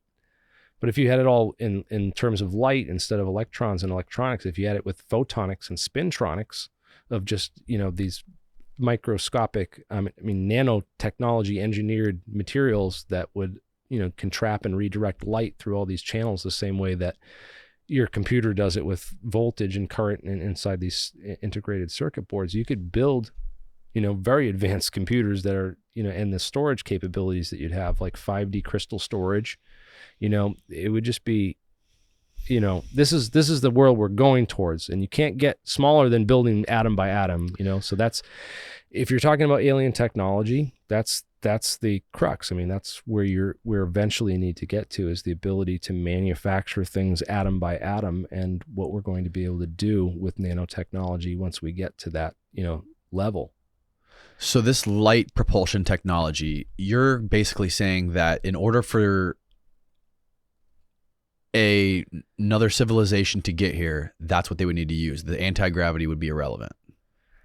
Well, it's anti-gravity is kind of irrelevant because it's not just, you're not just repelling away from gravity. Right. And you have to be able to go interstellar. So you have to be able to open up these massive distances of time, space-time, and create an Einstein-Rosen bridge between those two things. So I'm sorry, I'm just dumb. So I don't know what an Einstein-Rosen bridge is. Yeah. So this Einstein-Rosen bridge So they kind of came up with this idea of solutions to Einstein's field equations, and a bunch of these, a bunch of people come up with different metrics and different solutions to them. One of the most popular is the Schwarzschild metric, which is what black holes do. That's how that's like the topology and physics of black holes is this Schwarzschild solution. Now these other these Einstein-Rosen solutions are wormhole solutions. So they're solutions to the field equations where you can open up 2 point and connect 2 points of space over right, like distances. folding a piece of paper in half and poking a hole right through it. Yes, it's all about how you folding the paper and then how you poke the hole. So the opening and the shape of the hole that you poke and all that is super important to doing that. And this bending and folding of space-time. But how do you do that? So the way we can see it being done in physics is that the photons themselves are actually generating and building and producing the space-time. So rather than thinking of relativity as this absolute theory, think of it as a emergent theory that's generated or comes out of quantum mechanics. And one of the guys I like, he does a lot of cool research into this, is Louis Kaufman. He's a mathematician. He does a lot of knot theory and shows how, he has this whole paper on how relativity can emerge simply from, quantum mechanics and these simple functions. If you just do this expansion and then you separate the odd and even terms, you get relativity from that as these two parts. And it's an interesting take on the whole physics of it. Because it's saying that if we, when you shine light, that light is creating an instantaneous, it's building the space-time. The light itself is building the space-time, and it's creating these Einstein-Rosen bridges between every point that these interactions happen. So if you were able to connect these, how do you connect distant points in space-time is you'd have to have a lot of light going between those 2 points that's going back and forth or focused. And is it light in our dimension or is it light in another dimension? And that gets into these real hyperdimensional physics that, the Hopf vibration stuff and the stuff that Eric Weinstein's getting into. Because I think that's really the door opening into our pathway into those hyperdimensional physics. But it starts with the material science, because how do you actually build it and do experiments with it? And I think that has a lot to do with these trapped polariton condensates, and also these what Jack Sarfati and others are talking about in some of these groups. These Froelich condensates, Frohlich, Froelich. And this guy was another physicist who came up with this theory. And it's basically these condensates where you could create a supercomputer or a conscious AI, like a conscious AI and a supercomputer on the surface of this polariton condensate, like with this trapped light, kind of this idea. Okay. And that it would almost become conscious, and then that's like a whole nother level of just weirdness, because I don't understand that quite fully or where that's going, but I think that's cool as hell that there's physics involved in it, and just we have a whole team working on like small scale laboratory replication. Like, how do we do this? How do we build it? And then we have another couple guys who are working with they're trying to use AI supercomputers to do material science, engineering, and design. So we want a 2D material that does this, that's like graphene or borafine, so can we make or you have a material that you want to do a certain thing, so you have to use supercomputers and AI to engineer and design these things, and then first, so that way you don't have to go through a lot of the work, because the AI can do a lot of those calculations and computations and thinking stuff for you. And I thought that was super interesting. We also have one of the largest databases on like all this anti-gravity stuff anywhere. We have just massive, I think 30 gigabytes. Now it's 30 gigabytes of, we had like a couple terabytes, but we condensed it really down. What type of files are these? This is text? It's books. Wow. Texts, papers, everything that's been published related to, relativity, gravity theory, any of these search terms like polariton condensates, exciton, polariton pairs, gravity entanglement, quantum entanglement, anything that's related to that. And what we're thinking about doing is training our AI to go through that database. You know, we were going to like get a chat GP4 bot and then train it using our database, and then start asking it questions about anti-gravity and physics to help our engineering team, like, you know, come further along. So, and I think that, you know, there's other people probably already working on this and doing this. I don't think we're the first to think of this or do it or try it.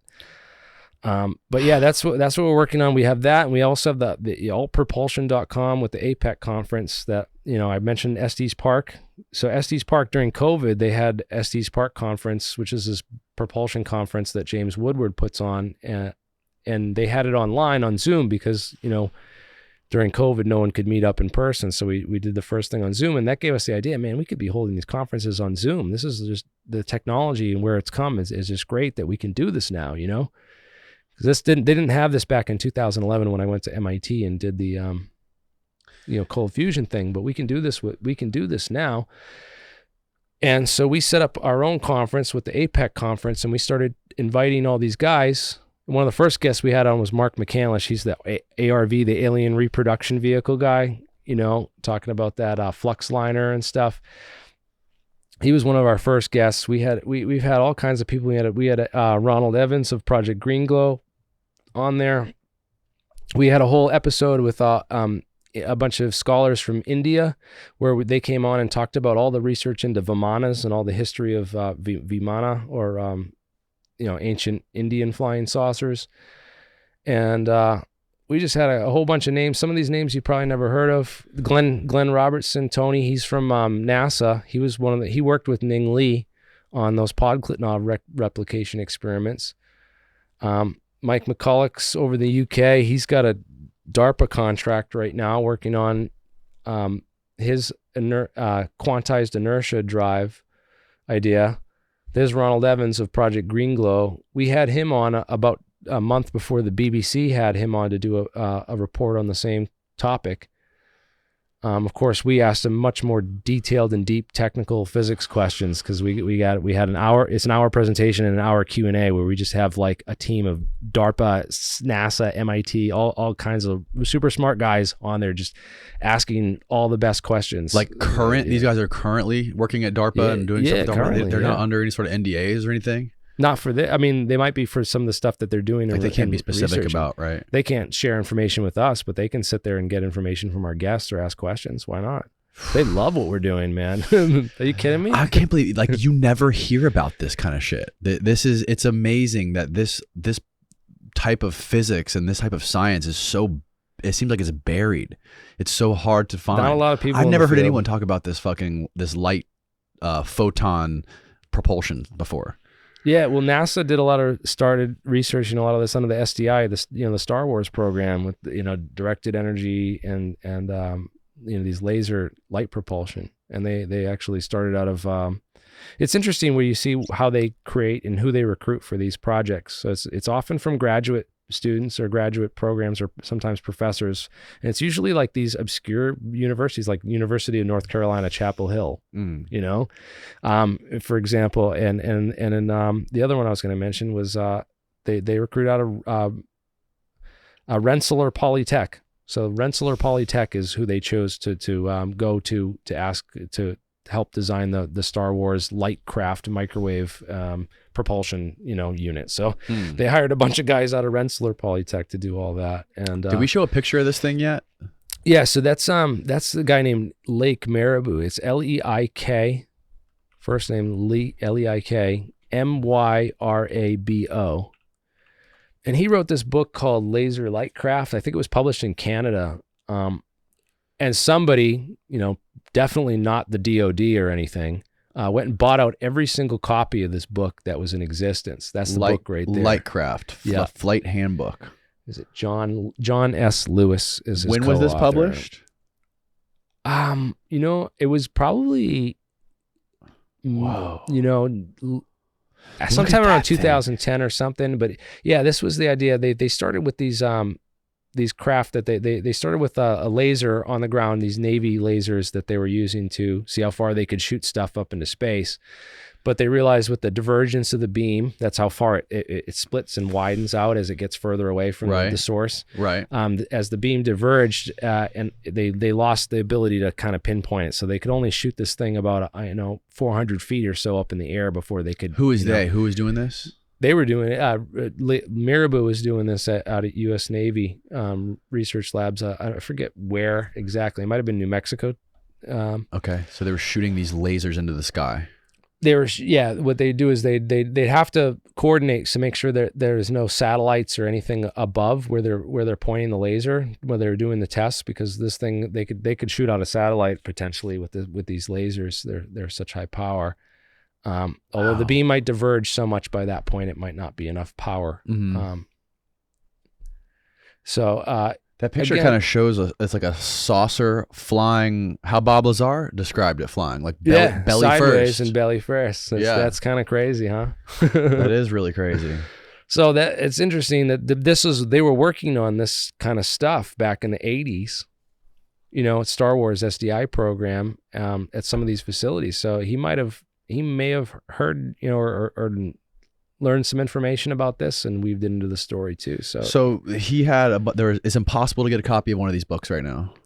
Not impossible. You probably pay. Look it up on Amazon. Look up that book on Amazon and see what you can find. The Lightcraft Flight Handbook. Yeah, someone went and bought out all the copies. I only could find one for like $3,000.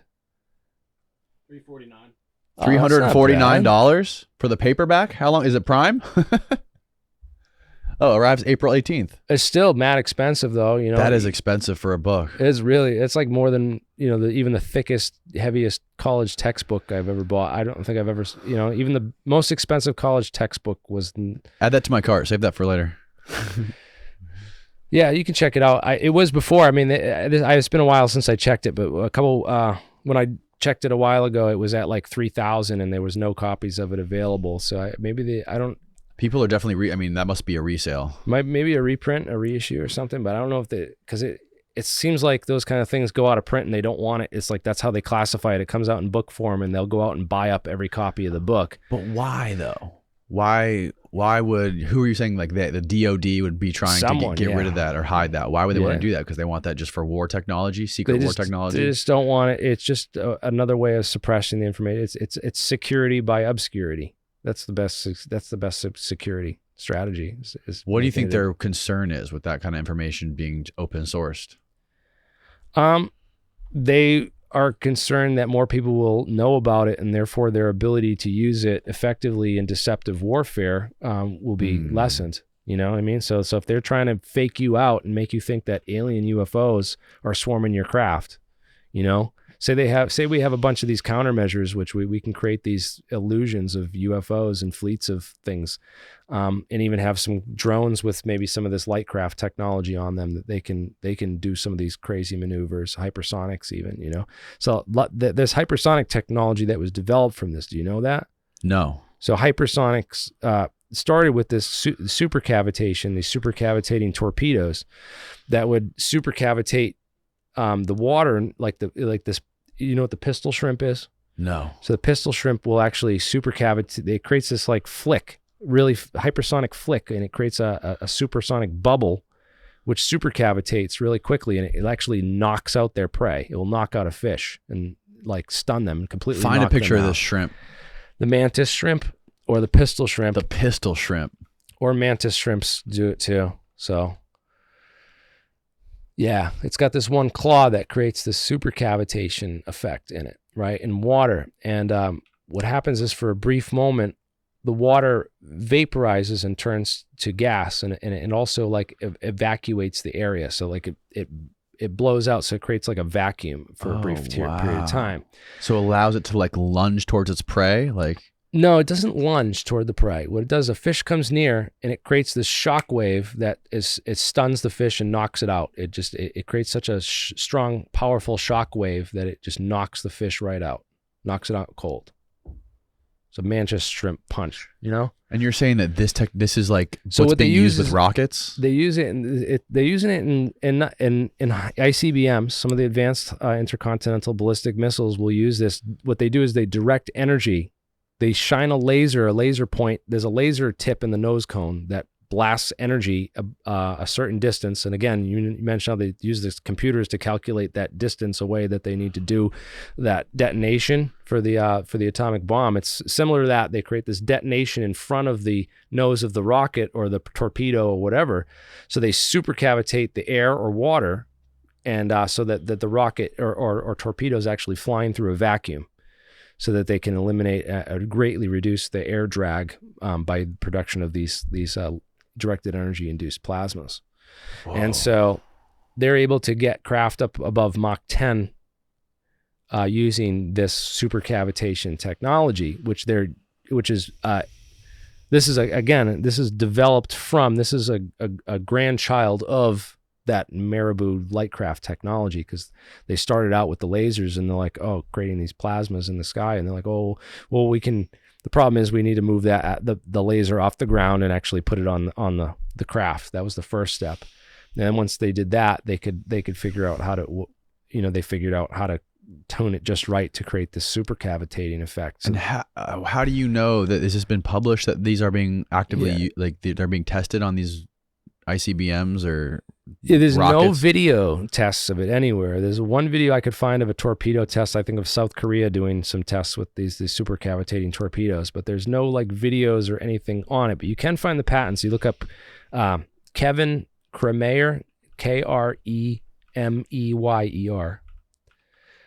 and he's got a bunch of patents on this, including one where they actually shine the laser down on the surface of a plane's wing, and they can control the airflow over. That's what that is, right? Yeah. Yeah. So they can basically take. Oh my God. They could take control over your plane and fly you from remotely by creating these plasmas on your wing. They could flip your plane, ground you. They could put you in a stall. They could do lots of things to your flight controls by inducing these plasmas on the surface of your Chinese airframe. And yeah, there's all kinds of variations and experiments that public has no idea about that have been done with these technologies. And I think a lot of this UFO stuff is almost like a Pentagon psyop because none of the technologies are ever talked about, and it's always just like it's aliens.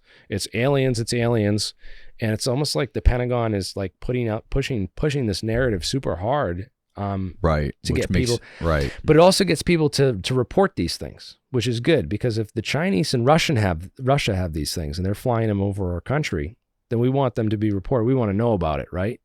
So, but this gives a layer of safety for the DoDs, because now people are like reporting it, but they're not getting scared. They're just like, oh, am I seeing aliens?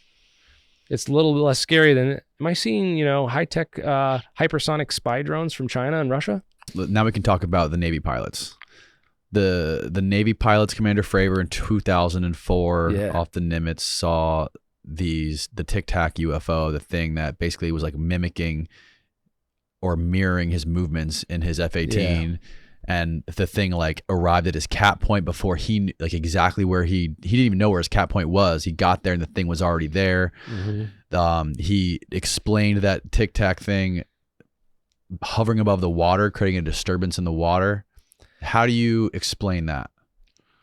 Well, there's a couple different technology. There's a lot of different missiles that can travel look like a Tic Tac and can cause those disturbances on the water and travel that fast. So I'm not absolutely convinced on that. Again, I take pilot, testimony is pretty credible. These guys are trained. They've seen a lot of different stuff, so it's hard to argue with them. Even Kevin Day, we've had Kevin Day on, and I believe these guys have seen Who's some Kevin stuff. Day? He's another pilot okay. That's seen some of this stuff. So, and I've never got the chance to really sit down with Fravor or Graves and really grill them on it, because I'm not like, I'm only interested in what kind of technical intelligence data I can extract from those testimonies and where that can get me, because that's where I'm at in this game. It's like, if they're not telling me, I know there's stuff that flies around that does crazy stuff. I know that there's all kinds of stuff out there. but what specifically are they seeing? It sounds a lot like, again, the cube inside of a sphere sounds like this Project Palladium technology, which is actually... So Graves said that he never actually saw this thing with his own eyes. Graves said that he saw these things on his radar once they upgraded the radar on their F-18s. And then some of the guys that he was flying with claimed that they saw one guy flew directly past this thing that looked like a cube inside of a sphere, went like right by his wing. Yeah, and those are actually the Project Palladium had these balloons that they'd put a radar reflector, and it was actually in the shape of an octahedron, which easily mistaken for a cube, because they look very octahedrons. Can you find a diagram of an octahedron? It looks very similar to a cube, but so if you saw that inside of a balloon, you'd think a cube inside a sphere, right? Mm-hmm. That's an octahedron. So that's actually an octahedron, and that's what's in the patents for these balloon type devices. And what is the purpose of these things? So these are early repeater technology, like they're signal reflectors, and some of them would be a little bit more sophisticated, that they could do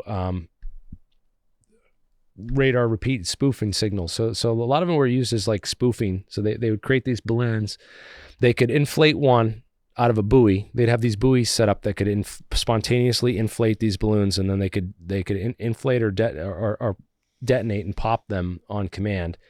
So what they could do is have one buoy here, put up a balloon, then pop that balloon and have another buoy put up another one. So and the radar signatures would look like this balloon teleported or did a jump maneuver from one point to another. And that was like some early experiments that they did with that stuff. But then Project Palladium, and this was just and the purpose of this was just to confuse enemy radars. Yeah, a lot of it was to confuse enemy radars, and also to confuse plane, like a plane's coming in with radar. A lot of planes report seeing these types of things, and then the fact that it mimicked his technologies, that sounds a lot like DRFM technology, like this digital radio frequency memory, where it can take a signal and then repeat it back. But it's almost like something that's looking at it and then recreating that, because like, why did it do those maneuvers? And that also is interesting, because one of the ideas we had is like this projector thing, that's projecting this. And then someone pointed out, well, the thing did a circle and then it followed him around in a circle, so it would have to project through him at some point, right? For him to go in a circle around it. If there was like one source down the ground. So what about, the SDI program put these things in satellites, apparently. So they might have these types of lasers in satellites. So they could potentially project these types of things from above and SDI do that. Program?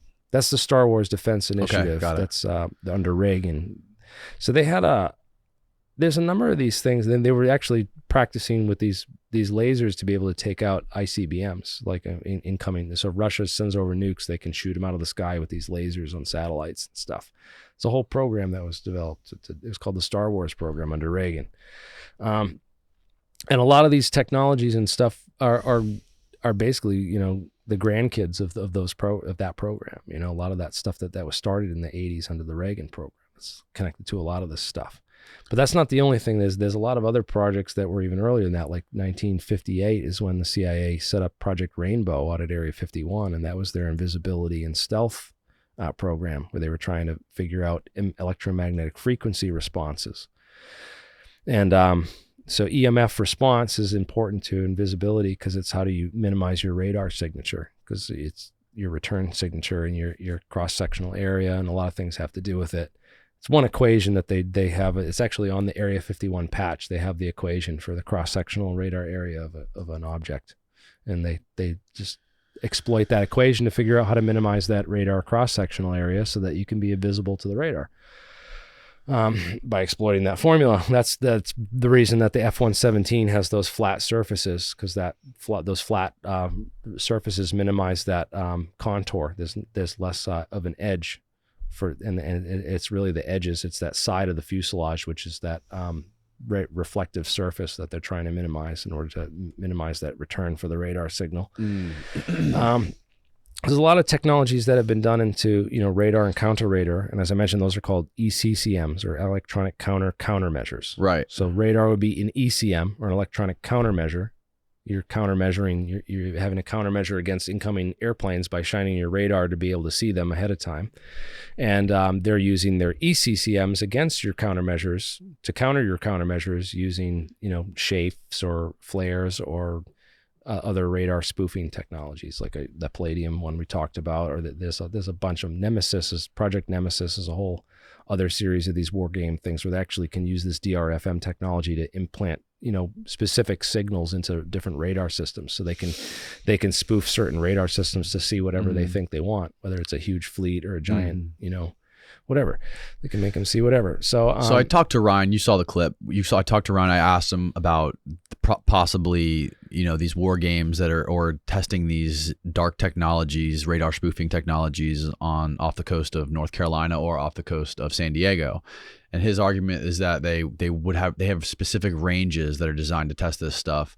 Number one. Number two is they wouldn't be testing it for a span of 10 years from 2004 to 2015 off the busiest traffic. It's most heavily militarized sections of airspace. So right. There's more air traffic going through that area off the coast of North Carolina where he was flying than anywhere in the United States. So he was like, why would they be testing it there? And why would they be testing it over a period of 10 years? Yeah, it's interesting. Catalina Island always looked like a good place to do testing to me because it's off the coast and stuff. And, there's a Navy SEAL training base there and a lot of setups that looks very similar to a lot of the stuff that they have at Area 51, where they build like these mock cities and mock towns out of like cargo containers and stuff. And they do like training, bombing training and other exercises on these facilities. Like the SEALs they'll build a whole compound, and then the SEALs will have to set up against one team versus the other to do a raid or something, and they'll do training in these types of facilities. There's a lot of that on Catalina Island. There's also a lot of like interesting microwave and radar array systems set up there.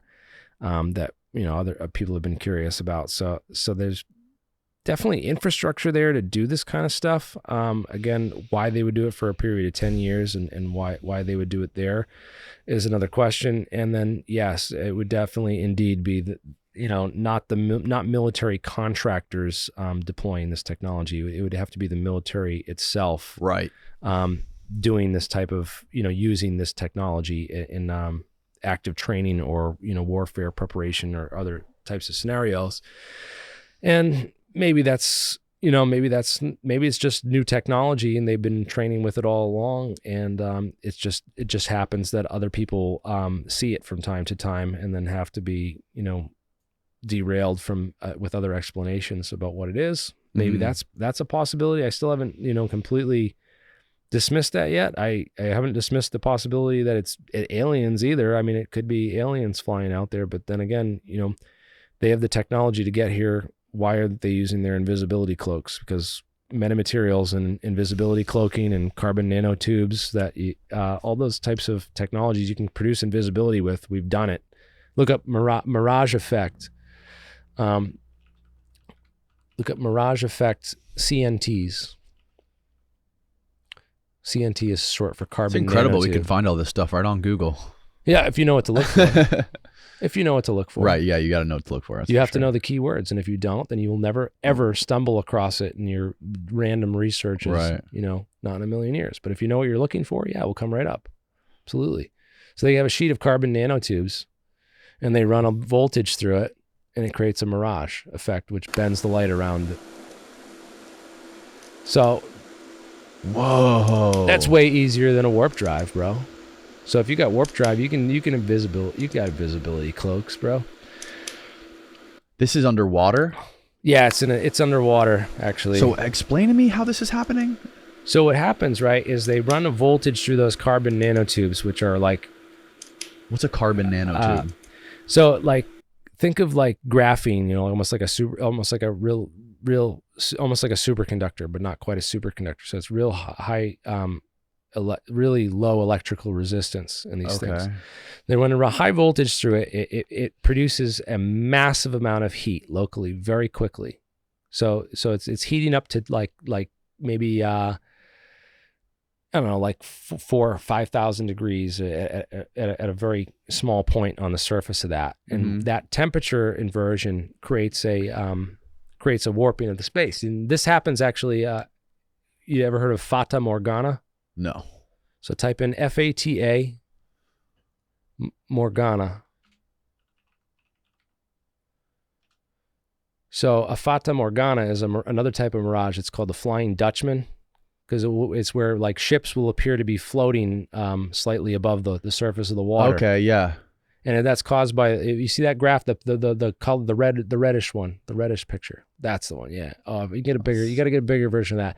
There has to be a bed of really hot air on top of a bed of cold air, and see the super hot air. And that layer between the hot air and the cold air is where that refractive index is key. And the refractive index is key because when that refractive index changes rapidly, there's a reflection off there. So you're actually getting a reflection off of that temperature gradient, same way that you're getting a reflection of the mirage off the temperature gradient in those carbon nanotubes. So it's that's how invisibility works. That's how invisibility works, man. You are blowing my fucking mind. Our ice melted. I gotta get us some more ice. Well, let's don't pause. Just keep running it. I'm gonna go grab some ice. It's about to get real deep. I'm gonna need to wet my whistle if we're gonna get deeper than this.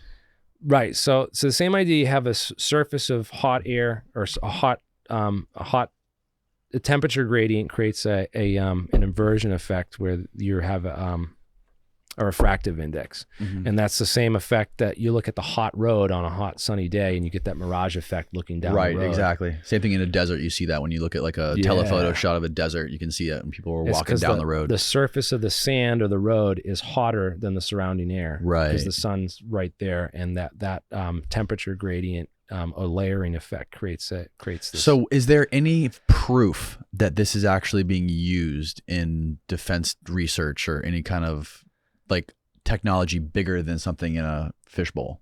Yeah, well, they started the again, I mentioned the Project Rainbow is the U.S. Invisibility project started by Edward Mills Purcell. Project Rainbow. So you can search Project Rainbow. See. Right, and they created a number of interesting technologies. Like one of them was this is where the metamaterials first kind of got their background. So yeah, you're not maybe not get it for that, but look up wallpaper, Project Rainbow wallpaper, for example, right? So they have this stuff called the wallpaper. Oh no. So they created a grid and they printed on it like a grid with on the wallpaper, and the grid was like a metamaterial that was tuned to the same frequency as the Russian radar, the radar systems they were trying to be invisible against. And by coating the U-2s with the fuselage of the U-2 with this wallpaper stuff, they were able to make it invisible. And this was like a very early version. It was very thick and heavy, and it created too much drag and other problems for the craft to really be usable and effective. But that was like the big thing because, the Russians were tracking our U-2 flights as early as the 50s. And so we were trying to figure out how we can get these programs to go over. And this was Lockheed that made this? Yeah. Maybe. Developed by the Lincoln Lab team at Lockheed. Yep. Yeah, it was Lockheed. Yeah. So then they had some of these other ideas for how to do it, including the trapeze reflectors and stuff. But eventually this stuff developed into a study on materials themselves. So actually the paint, the black paint they use on the SR-71, which replaced the U-2 as a recon plane, and also the paint that's on the F-117. It's this black, very dull black paint, right?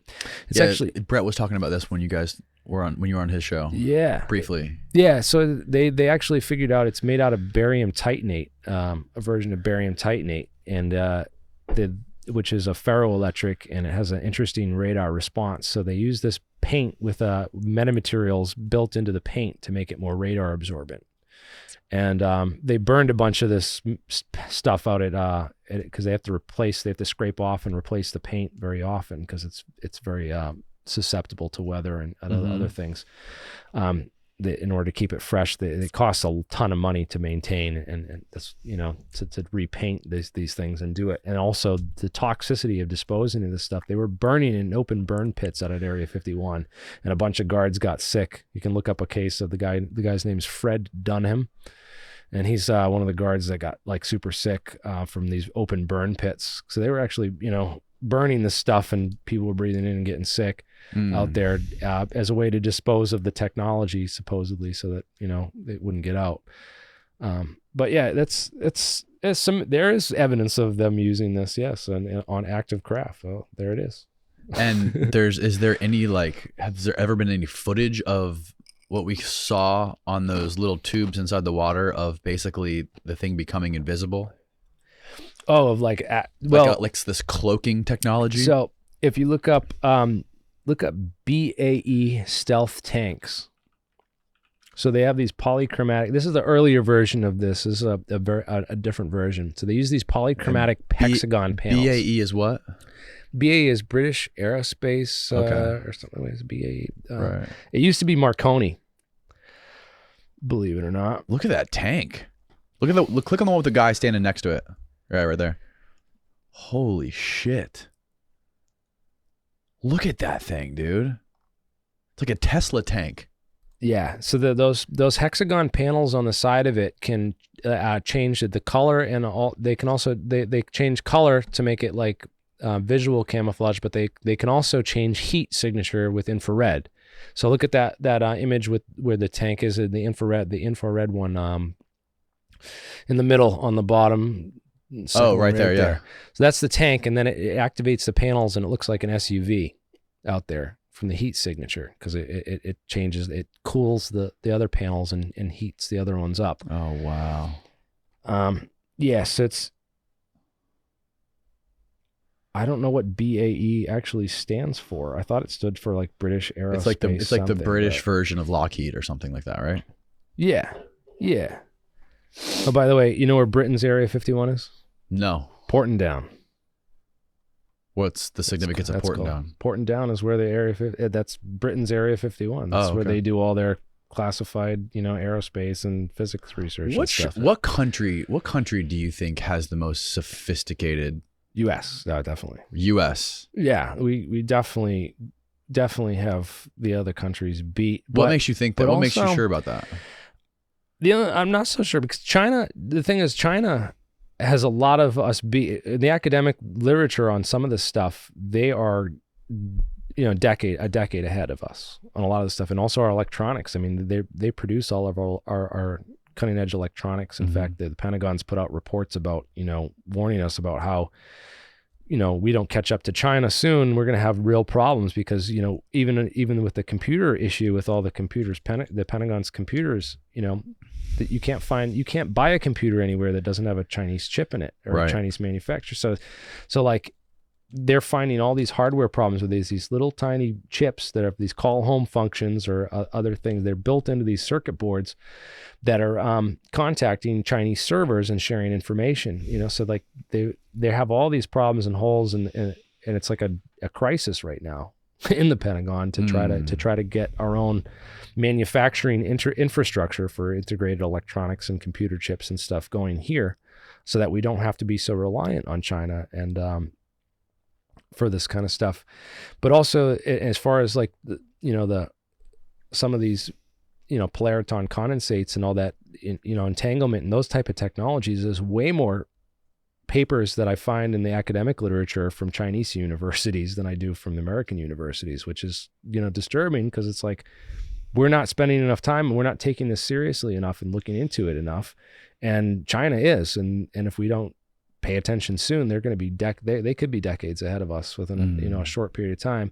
But as far as, you know, as far as the actual development of it and application of it, the U.S. has done more, as far as I'm aware. I mean, there's stuff that I know about that the U.S. has done, and I don't know how I'd know about China doing any of it, but there's obviously a lot of espionage going on. So the Chinese they copy everything that we do. So right.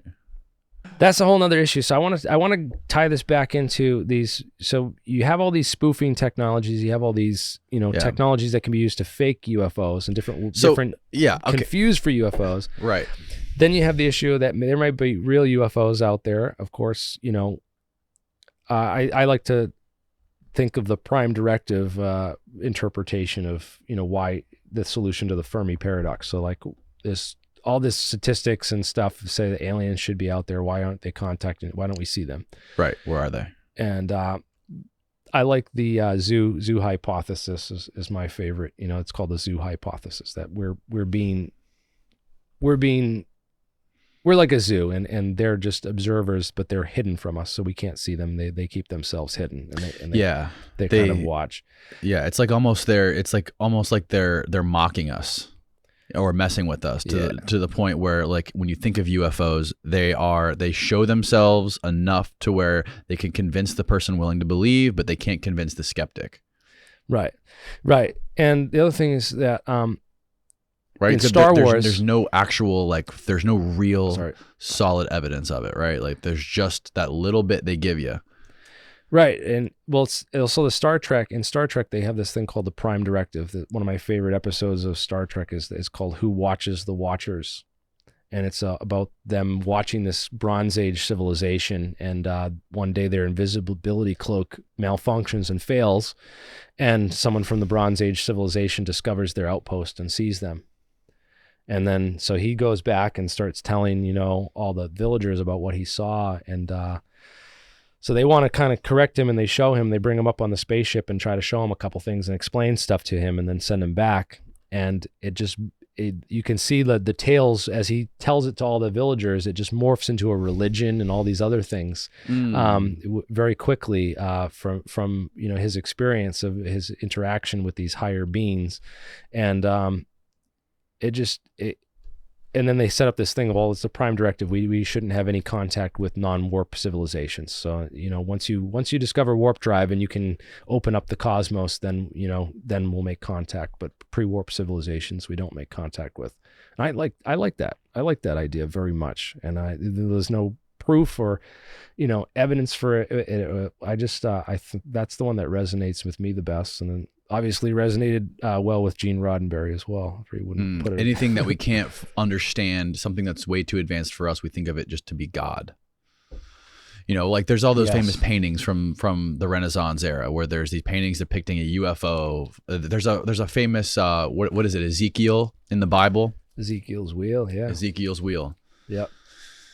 Yeah, the wheel and the ring of fire in the sky. Again, if you were seeing a light craft that was being propelled by, trapped in light energy, how would you describe it? It sounds a lot like that. God. Man. A ring of fire. And sounds some like of this God. Stuff. Yeah, a lot of the angel stories sound like too. One of the things I want to say about about aliens and species and stuff. Yes. I made a video back in the day where I talked about this idea that, just imagine that we had, gene editing technology where we could go in and, change anything we wanted. And we wanted to create a perfect spacefaring race, because we're not really built for outer space, man. Right. Astronauts who go into space for a long time have lots of problems, so we're not we're built for Earth. Not even outer space, just outer orbit. Yeah, outer orbit, the stuff that happens. So imagine we were going to re-engineer our bodies and make some adaptations, so let's add some chlorophyll to our skin so that, we don't have to eat. We can just use sunlight. And let's, we'll make our eyes way better at seeing. We can add some more spectrum, we can expand the actual color spectrum of what we see. Did you know that there's pit vipers that can see infrared? Mm-hmm. And there's also butterflies can see high ultraviolet, a whole another range of frequencies that we can't, and birds can too, like flowers and other stuff look different to insects and birds and stuff than they do to us. Different colors show up different ways and whatnot. So imagine we could incorporate all that into our eyes. So we make our eyes really big so they can, see really well in the dark and low space, and also see really good. Could edit our voice box, make it so that we can make any animal sound or any noise or any, stuff like that.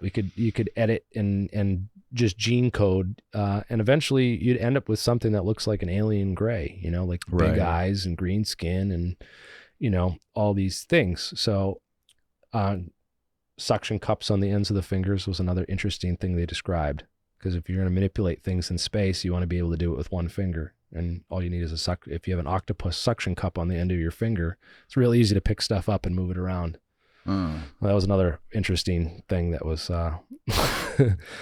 yeah. I'm sure you're familiar with the Rua Zimbabwe UFO. Yeah. That Zimbabwe UFO where there was, I think 60 school children. The aerial school in Zimbabwe. Yeah. Where there were 60 school children who all reported a very similar incident of these crafts that landed outside of the playground and these beings that came out and then like communicated with them telepathically. That's interesting. And they all had the Harvard psychiatrist John Mack went there and he interviewed all of the kids separately, and they didn't have like perfect. Their stories weren't like perfectly similar, but they varied a little bit, right? Like they each had a different experience, but it was all generally the same. They all said that when they looked into these things' eyes, they had this this feeling or thought of technology is bad. And they said that they never talked and they never made a sound, but they were all standing there talking, like looking at them. And when they looked into their eyes, they had this sort of like telepathic communication experience with these things about like the future of technology, and there were 60 of them.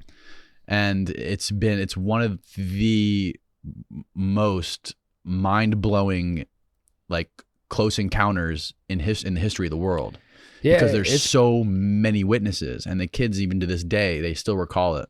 They still like vividly can recall what happened. Yeah, I remember that case. It's a super interesting case, and I've seen like a lot of the skeptics, you know, takes on it where they're like, "Oh, we could fake this, you know, let's see how many school children think this really. We could fake an incident and then see how many school children would actually believe it happened, and other stuff too." And you know, there are some technologies out there that can actually beam voices in your head. Voice of God technology. Right. I've heard of this. It's called microwave auditory effect. I think it was discovered in the late 1960s with certain frequency of microwaves can create a clicking sound in your ear. There are different noises in your ear, and then they can actually create multiple clicks and then modulate the clicking frequency and the noise to actually, you know, modulate voices and other signals into your using it. So they could actually beam voices inside your ear, but that's not telepathically. You'd actually be physically hearing that. You wouldn't be like thinking it and feeling that in your head. Right. That's another level of technology. You know what I mean? That's something different. If you're like, you know, getting a message in your brain directly beamed to you, that's different than, you know, these technologies that we have. You know, that's different than voice of God. These were like, these kids described them as feelings or like images in their minds, not any kind of like audio. There was no audio. It's interesting. There's so many of them that show up and kind of like, you know, the kids that say that they were taken on board and shown this like rapid collage of images of the, you know, the human race and like all the bad things and stuff that technology has brought and stuff. And there's other ones that have said that like, oh, the aliens have warned us that they're us from the future and that we're going to screw up our genetic code and end up like them and not be able to get back. And weird stuff like that. And I think that's kind of scary considering, you know, what we're doing now with some of the experimental, you know, technologies in biology in general. I think it's like mRNA. So mRNA can edit. It's like a genes like CRISPR, and they can edit your genes, and now they can do it through your food. They can put stuff in your food that you can absorb through your digestive system that will actually activate, you know, and change your RNA. So they're talking about this. They're talking about this in articles about, you know, saying that people who don't get the vaccine will be able to just put it in the food, you know, now. People, really? Did you ask Brett about this? Stuff. No, I didn't, but I should. I didn't learn about this until afterwards. But yeah, I thought that was like kind of crazy, man. That would be good. That would be a good one. I should ask Brett to talk more. Do you think there's any possibility that these things, these gray aliens, it seems like that these seem to be the common depiction. I always wonder, like, who was the first person to come up with this idea of this being? And, I always wonder, especially when you think about alien civilizations and, Well, there's also the tall grays. There's the short little mini ones, the 3 foot or 4 foot ones. Mhm. Then there's also the reptilians, apparently. Do you think there's any possibility that this could be us from the past, and it's just like a super advanced version of us that somehow got off the planet? Yeah, that's another theory too. It's like the breakaway civilization theory. Right. That, it's something else that got away and then went, light years into the future in a different timeline, or something. Could be. Again, I don't think we know enough about the physics at this point to tell one way or another. I mean, there's guys that are saying, well, if you have warp drive, you have time travel, and then you have time travel. But then I just look at time travel like, well, if I can just go back and edit any event that ever happened, then what's reality? Because I can just go back and, just change it. Right. So then you get into a whole existential, argument and debate there once you get into if you believe in time travel or not. And I don't believe in time travel in that sense. I think that, it's allowable within the realm of physics, but you have to understand that the universe is what's called a discrete event system. And in control theory, a discrete event system is a system where discrete events happen independently and of one another and sort of tangential and influence, and then cross influence one another, like the universe works. And that's how everyone works in this universe, I believe, is that it's a discrete event system, and that in order to reverse time globally, you'd have to reverse the time in all of those discrete events. And you can only do time reversals on individual discrete events. I don't think it's possible to do a complete group time reversal on all these discrete events because I just don't see it as being possible. And I wish I was better with the mathematics to be able to prove that with like some kind of theory or something, but I'm not. So, right. Someone else might be and be able to do that. But, I that's the issue of time travel, is if they're beings from the future and stuff. I don't necessarily believe that. Although if, because you can go further into the future, like Buzz Lightyear, every time he goes further into the future, but he can't go back. You can go far into the future. You can stay young and go into the future if you stay traveling at light speed forever. Right. Well, you can't go back before the time travel was created. Yeah. Right. Like you can go from whenever we figure out time travel, we can go from then on, we can travel forward and backwards, but we can't go before we figured out time travel. Yeah. And that's related to that whole event. Yeah. The system of events and causality and everything. If you get into the time cones and the Penrose charts and diagrams and all that stuff. So that's some interesting physics, interesting takes on physics. And, but as far as, explaining all the UFOs, I don't think that our scientists are there yet as far as our classified programs, because I've seen what, they're working on in the classified programs. I've seen what DARPA's throwing money at. And, if they had these things, they wouldn't be wasting their time. You know what I mean? If they had figured this out in the 50s and they had warp drives and anti-gravity, they wouldn't be wasting their time giving, a couple $1 million to Mike McCulloch to look into, quantized inertia. They wouldn't be interested. They wouldn't be doing the other research they're doing. And maybe they would, just to throw people off. I don't know. It's a hard game to play, but you're looking at the real scientists and you have to work with what's out there, because at the end of the day, I mentioned on Brett's podcast that who do the government go to for answers on UFOs at the end of the day? They're asking the scientists. Right. So even if the government is an authority on this and takes an authority, they're at the end of the day, they're talking to the scientists, and maybe there's some, scientists out there that are more privy to and access to the information and have more data sets that aren't available to the public.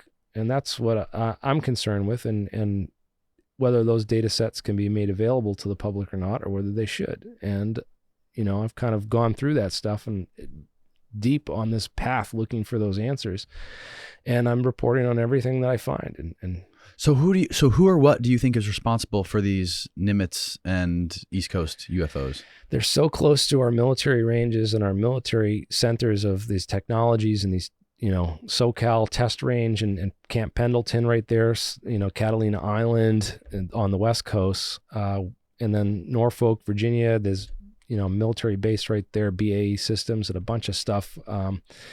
It just seems more plausible to me that it's some kind of our own technology that we're running or testing or doing stuff with. But didn't you just say you thought it wasn't that? We're not there yet? Oh, that stuff. This is what we're seeing. I don't think is warp drive technology. I don't think we're seeing. Oh, okay. You're talking about different. Okay, I see. I'm talking about that. What as I mentioned is warp drive technology, like the ability to go interstellar or or maybe even. But you do. So these things that are flying, these modern UFOs that we've been seeing in the past 20 years, you think that those? How are those being propelled? What is the means of propulsion with those? Do you think?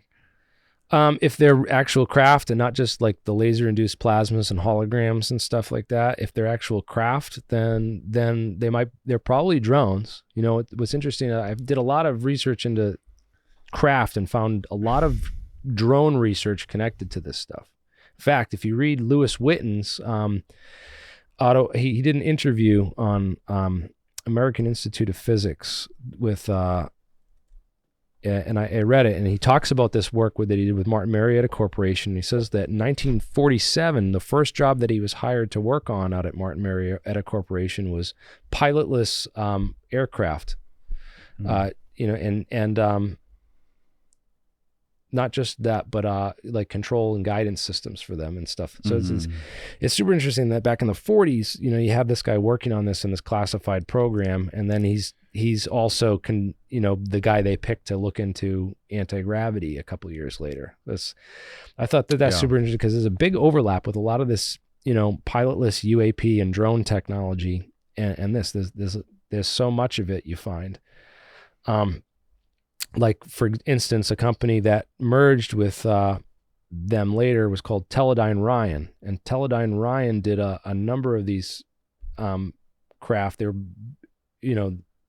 triangular UFOs. A lot of the triangular UFO sightings, I now believe, were Teledyne Ryan's craft in their research that they were doing back in the 70s and 80s.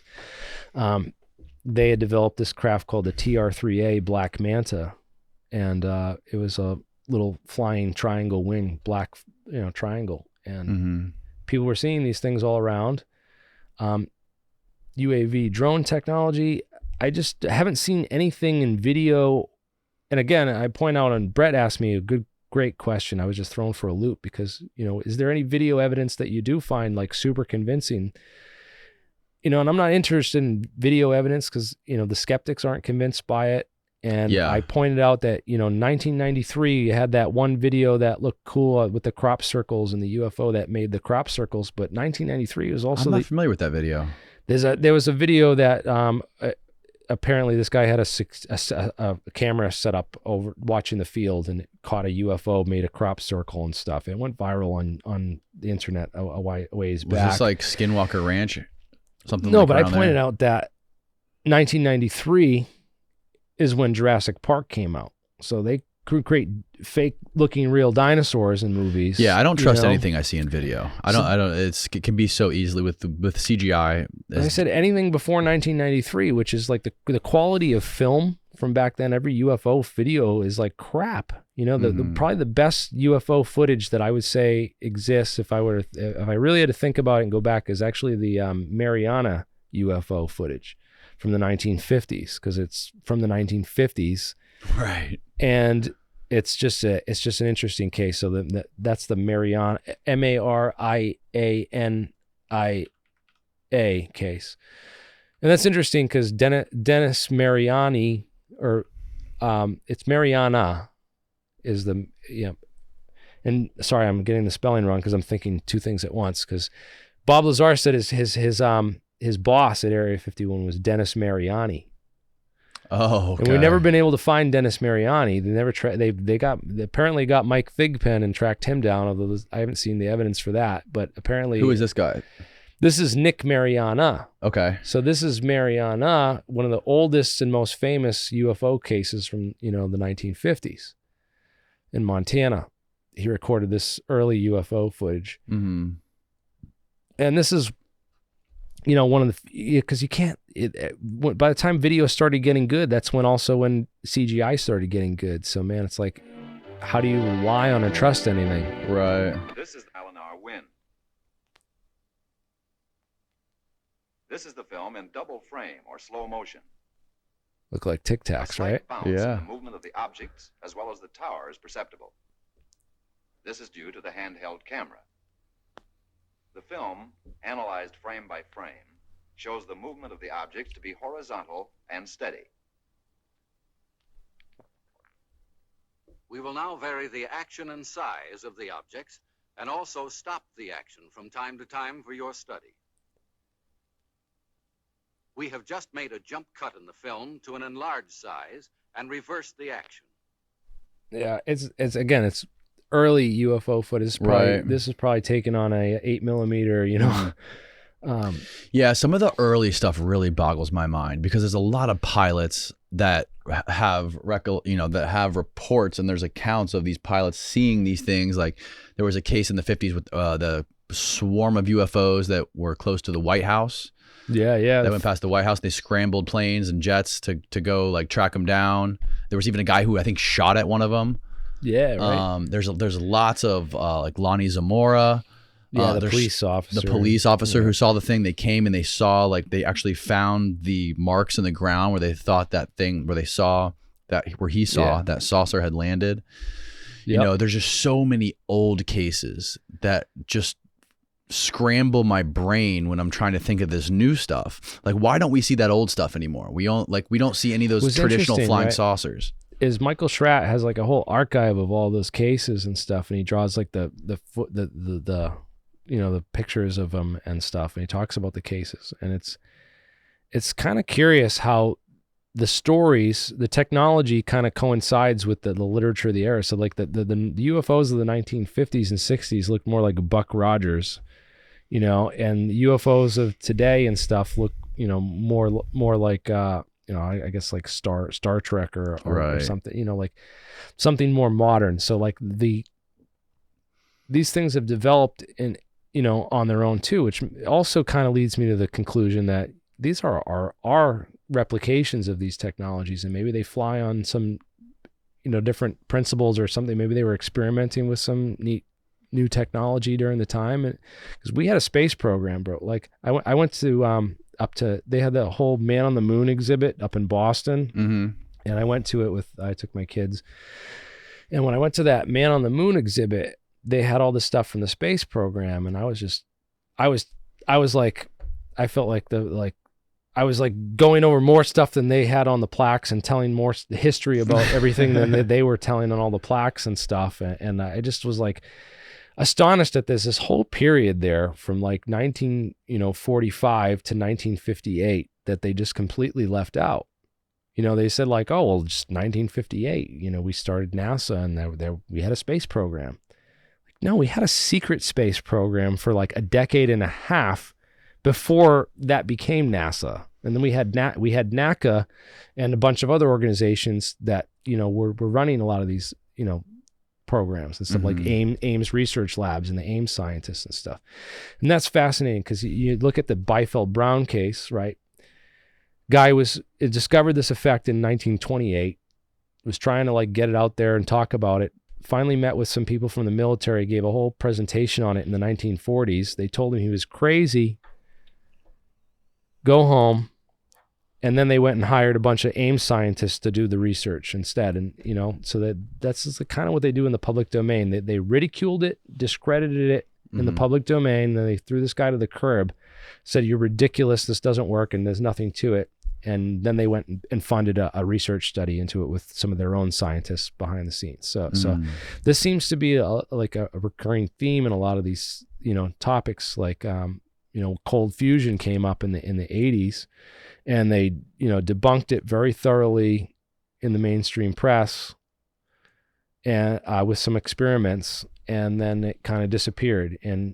But they've been, you know, the Spey War and the U.S. Navy is still researching cold fusion to this day. So like they're still looking into it, even though they covered it up and suppressed it and they didn't want it to get out. It's almost like what it seems. But then there's also, egos involved with a lot of the people that jumped on board from both sides as well. So there's the cold fusion's a whole nother interesting animal of itself. What is cold fusion? So cold fusion is now, I guess a lot of the scientists like to call it LENR, or lattice LANR, lattice assisted nuclear reaction, or low energy nuclear reaction. And it's this idea that normal fusion, what you have is the Coulomb barrier, and the Coulomb barrier is the force between two nuclei. And as you try to move the nuclei together, the positive charges repel and they push each other apart. So the harder you try to push them together, the more they push apart. And there's this barrier that if you can push them together with enough force and energy, you can get them to stick together and get a little bit extra energy out of it, because the mass drops and some of that mass gets released as energy. There's a conversion, E equals mc squared. Right. So you get a little bit of that mass out as energy from the fusion process. But pushing these things to the Coulomb barrier is very difficult. You got to use these, magnetic bottles like the ITAR or the tokamak reactors and stuff. And you have to use, in the sun, a lot of gravity and a lot of, heat. So the heat gets these molecules going really fast, and the gravity pushes them really close together. So their quantum mechanical behavior of them moving really fast plus being in close proximity allows for the tunneling through that Coulomb barrier and allows for fusion. Although we're not exactly quite sure how that process takes place. Even on the sun, there's debate about that. So, but in these low energy nuclear reactions, what you're having is the first experiment that Pons and Fleischmann did is they packed a ton of deuterium. So deuterium is hydrogen with an extra neutron. So it's heavy. It's heavy. It doesn't change the atomic number. It just changes the weight of it. So it's like hydrogen, but it's extra heavy. And then they pump that into a lattice of palladium using electricity. So they have the deuterium in heavy water in solution, and then they charge the water, and then charge the cathode. And so like the deuterium and all the molecules get absorbed into the cathode, and they get packed into this lattice structure of the metal. And as they get packed into the lattice structure of the metal, they become really, really close to one another. And something about that in the physics of that lattice structure, once they get to about a 94% loading, they start to see these fusion effects in the cathodes. And this has been confirmed by a number of labs and a number of scientists who have replicated and done this research and have been trying to figure out ways to extract usable energy from it. And so far, no one's done that. But there's a big debate and controversy over it. And there has been for 30 years now, since the 1980s, when Pons and Fleischmann first went forward with that discovery. And it was highly criticized because they thought that it would get shut down, so they wanted to create a press conference to get the information out there. And so they were criticized heavily for doing science by press conference instead of science by the academic and peer review method. But as science has shown in the 30 years past, that method and that approach has failed tremendously in science. It has failed science tremendously. In fact, before we created these journals and all this this sort of stuff, there was a much more free and open science, and people were more free to experiment and create new ideas. But we've sort of, with this peer review process and this method, we've stifled a lot of new thinking and new ideas, and enforced a lot of old beliefs. And we've seen that happen through science and history with like plate tectonics or the Piltdown Man or other scientific discoveries or revolutions or controversies. So it's interesting what's happening in science right now. I don't necessarily believe that peer review is all bad. It's good to have, people who are on your level and do the work you do, reviewing your work. But I also see how it could be used manipulatively in certain situations. Right. So I like what we're doing. We kind of have this open source disclosure approach where we're trying to just put the information out there just to get it out there. And then we have the experimental side where we try to, verify or get results with it. And that's also open source so that, get the information out there a little bit easier. Because again, you're dealing with this massive secrecy and this wall of information where you're trying to get data and trying to sort that out from the crap. Where's the noise and where's the signal? Because some of this stuff is real and can be used for real things, and some of it can't. What are the limitations of that? Like, how good is it, and how well does it explain this or that? Yeah, this is an open field, man, and I look at like what's going on in the mainstream media, and to bring technology and not include technology in this conversation is a sin. Entertainment is a huge driver of this topic, right? There's so much money in the documentaries and the History Channel TV shows that just attract the layman to just be, you gotta add in the drama to get normal people interested in this stuff, right? You can't just talk about particle physics and photons and neutrons. No, I'll lose everyone. You're gonna probably lost half your audience when I get started on that part, I guarantee you that's not true. But for the layman, for the average, I hope they're looking it up and trying to learn more about it and stuff. And so, because I am too, man. For the average working class person that's sitting at their, in their living room in bumfuck Montana that's watching the History Channel about Skinwalker Ranch or about, Bob Lazar Area 51. That's another interesting thing. It's like infotainment, right? It's information, but it's dramatized and it's turned into a TV, a piece of art, like a movie, to to draw people in. But what's good about that is it brings more money into the topic. Yeah. It creates an economy. Who's getting that money? No matter who's getting, it doesn't matter who's getting it. I think even if it is the TV companies getting the money, it's creating an economy around this topic, which I think is only going to draw in more people to this topic, right? That will essentially drive more interest, more people like you, more people even younger than you who are just going to see a podcast like this one day and decide to dedicate the rest of their lives to studying physics and just figuring out how this shit works. I mean, that's what I dreamed of. And what's awesome is that I started my channel in 2008, and I've gotten to see the people that started watching me early on go through undergraduate, and they're, some of them have gone through grad school, and seeing people that got inspired by, me talking about this kind of stuff to go and study physics on their own. And some of them, come back to me and they're like, thank you. Or years later, I have, even have, grad students and PhDs and stuff that like, dude, thank you for this or that. I have people that wrote their PhD thesis based on stuff that they learned about on my channel, which is that's awesome, bro. Because that is where we need this to be. And that gives me so much hope for the future, because if we don't have people thinking about these things critically and really understanding, our universe and the science and the technology that's out there, we're not going to ever be able to figure this stuff out. And if we're just diving into this world where we're mixing it with the paranormal and werewolves and dino beavers and all this other stuff, I think we lose a lot of that, like the ghosts and stuff. And that stuff's cool. And I see how some people are just are drawn to those topics because there is so much mystery and intrigue. What do you think about Robert Bigelow? Speaking of ghosts. Bob Bigelow. Bob Bigelow's interesting guy. He's super interested in the UFO topic, and he's got a ton of money. So that's kind of how he got into it. He's always been fascinated by. Did you watch his interview with Joe Rogan?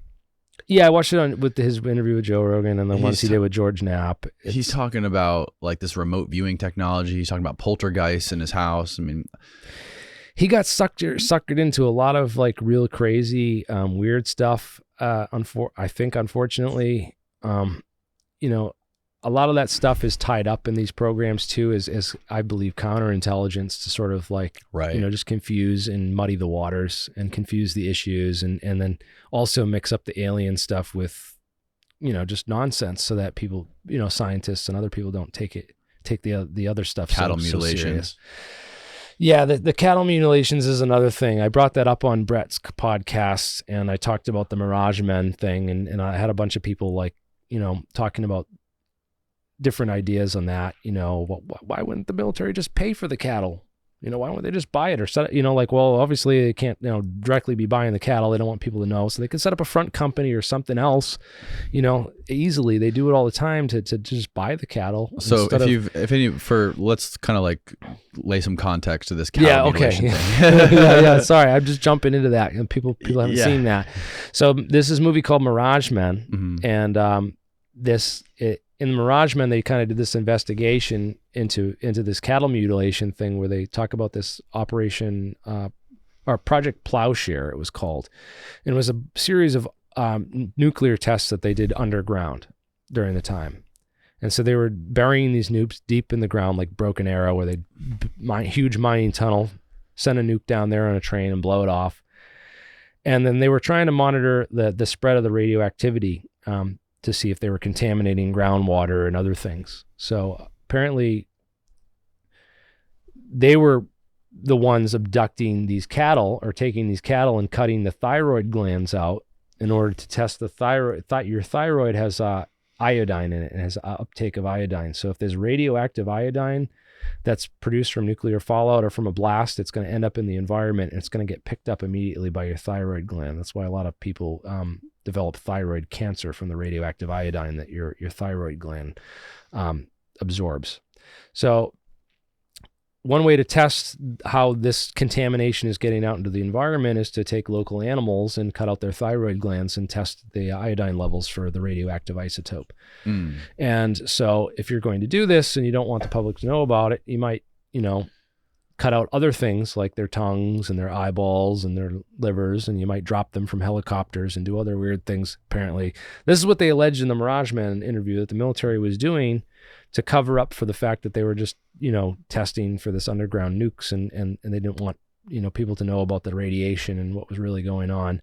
And it's all a big cover story for nuclear tests and medical examinations of farm animals that they didn't want to just buy and pay for. It seems kind of crazy and elaborate, and a lot of people have pointed that out and stuff. And Linda Moulton Howe was the researcher that, researched a lot of this. Bob Bigelow knew Linda Moulton Howe.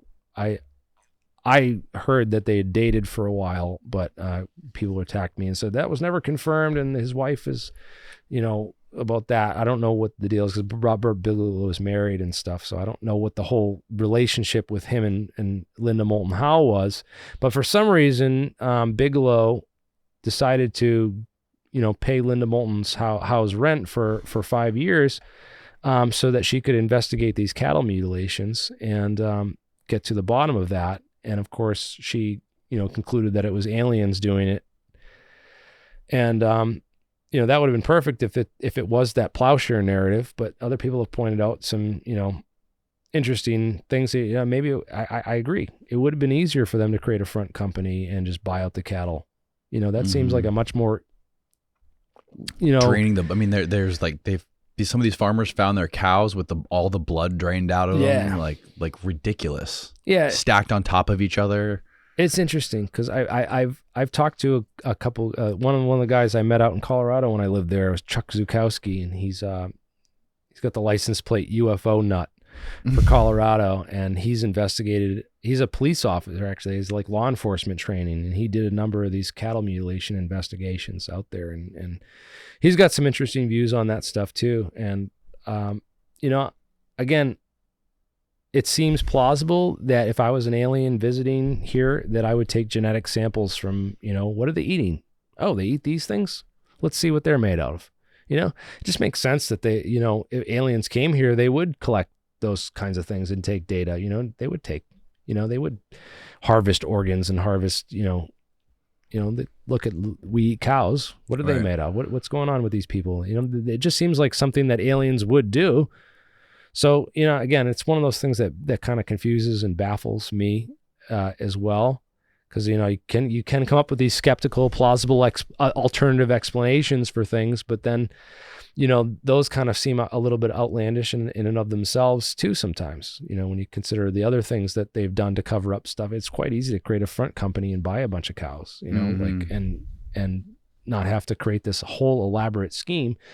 But then again, when you have someone like Linda out there creating it for you, again, I pointed out that that's the easiest way to do disinformation, is to find someone else who's already confused or misinformed and just prop them up and let them promulgate it. And you'll find very often that, organic misinformation works the best, because it's what people already believe. And that's one of the reasons I think Skinwalker Ranch was chosen as a location for some of this stuff, because of all the legends that it was this place that's haunted and, habitated by spirits, these stories from the Native Americans about the place.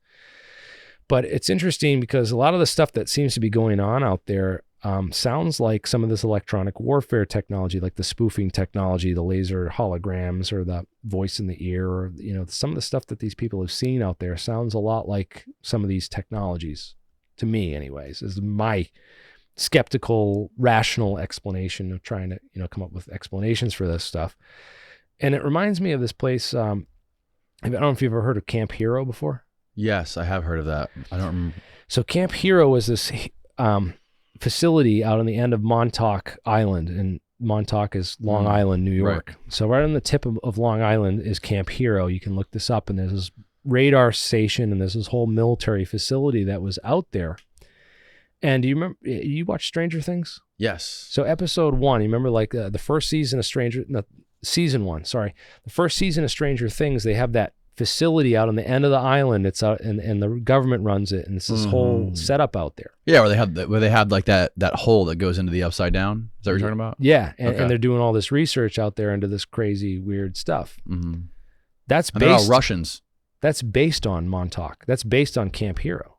The real story, it's based on a real story of the research that went on out on the end of Long Island, and the rumors that would go on around people who lived near there, because, you'd take a ride at night and stuff and go down the island and realize, oh, there's a military base and I can't get down there. And what the heck are they doing out there? And there's weird stuff going on because they have this really large high power radar tower that was set up out there that could do a lot of interesting things. And this is right around the time they were researching Project Rainbow and doing a lot of the EMF response technology. So there's a whole nother subsection of that, I believe, that was handled under MK Ultra, where they were specifically looking for EMF responses in biological systems. So they're looking for signals that can affect biology. So, and if you look this up, you can actually, if you go to icnirp.org, okay, there's a whole organization, icnirp.org. And there's a whole organization that does research into radiation and harmful effects, okay? And you look at the so the RF EMF guidelines. So there's a whole report that they publish every year. This report is very interesting because you can get this. It's a couple hundred pages. The bibliography of this report is key if you want to research this kind of stuff, because in that bibliography of that report, you're going to find every single study that's ever been done on frequencies that interact with biological systems, so the bad frequencies that fuck up your biology, basically. And there's a lot of them, apparently. You get the right frequency, the right amplitude, you can do things in the human body. And they're different for different people because we all have different biogeometrics and stuff. Right. So the resonant frequency might be a little bit different for your pituitary gland than it is for mine, because yours might be a little bit different shape or size. So they have to tune these things specifically. But I believe that, if they did an EMF project with Project Rainbow to study all the EMF responses of materials and different arrangements of materials, and they had to have done one with biological systems. And MK Ultra, again, there's a lot of sub-projects. There was over 100-something, 68, maybe 100-something sub-projects of MK Ultra. Mm-hmm. And in it, you'll find one of them where they looked into some of this stuff, these frequencies that would interact with biological organisms. And I think that that's the research that they started out on Camp Hero in Montauk, Virginia. And then they needed a place to move this research, because rumors were going around and other things were, it was just causing too much problems where it was. So they need to look for a new home for that. And if I were, doing electronics warfare and that kind of research, and I needed a new home for something like that, Skinwalker Ranch would be my number one choice. Do you know why? Why? Because everything could be blamed on all the legends and all the paranormal stuff that has the history of it. So I could. Yeah, but what year are we talking again? What year are we talking when all this stuff was going on? Project Rainbow and Camp Hero? That was like And MK Project Ultra was Rainbow like the started 50s. 58. Right, And 58. then, so throughout the 60s, maybe the 70s is when they shut down Camp Hero. So there's maybe a little bit of gap period of time when Skinwalker Ranch was first, Bigelow bought it first and started running some of this stuff, and he brought in NIDS and some of these other teams to run these investigations.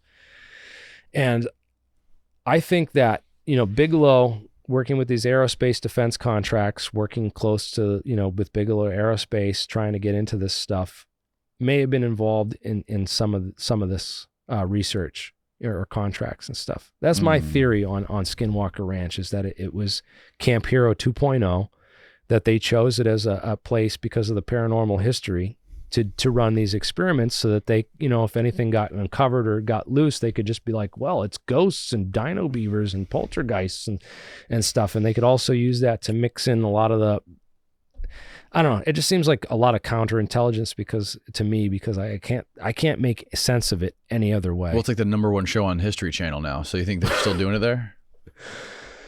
I don't. #1 show on the History Probably. Channel? Well, Jesus. Probably. I'm surprised. Nothing surprises me anymore. But again, I have not watched a single episode, and I've watched a couple, and I could barely get through one. It was so cringe. It is so hard to get. It's so. I watched a couple of the technical explanations with, Travis Taylor is their lead scientist, and again, this is a guy who. He's got a history of research with all this laser technology and laser-induced plasma technology. He's got he's got papers written on this. He did a lot of research on this stuff. So he's connected. He's one of the guys that is connected to this stuff. So that makes me suspicious of the whole thing. I don't know how. I talked about this before when I had James Fox on here. I told him that I think shows like that do this subject a discredit. I do too. I believe they do. Absolutely. I wouldn't have started my podcast if it weren't for shows like what I would watch. One of the ones I watched was Michio Kaku back in like the early 2000s. He did this one of like the UFO. Would the government recover a saucer, and what would the technologies be that would be on it?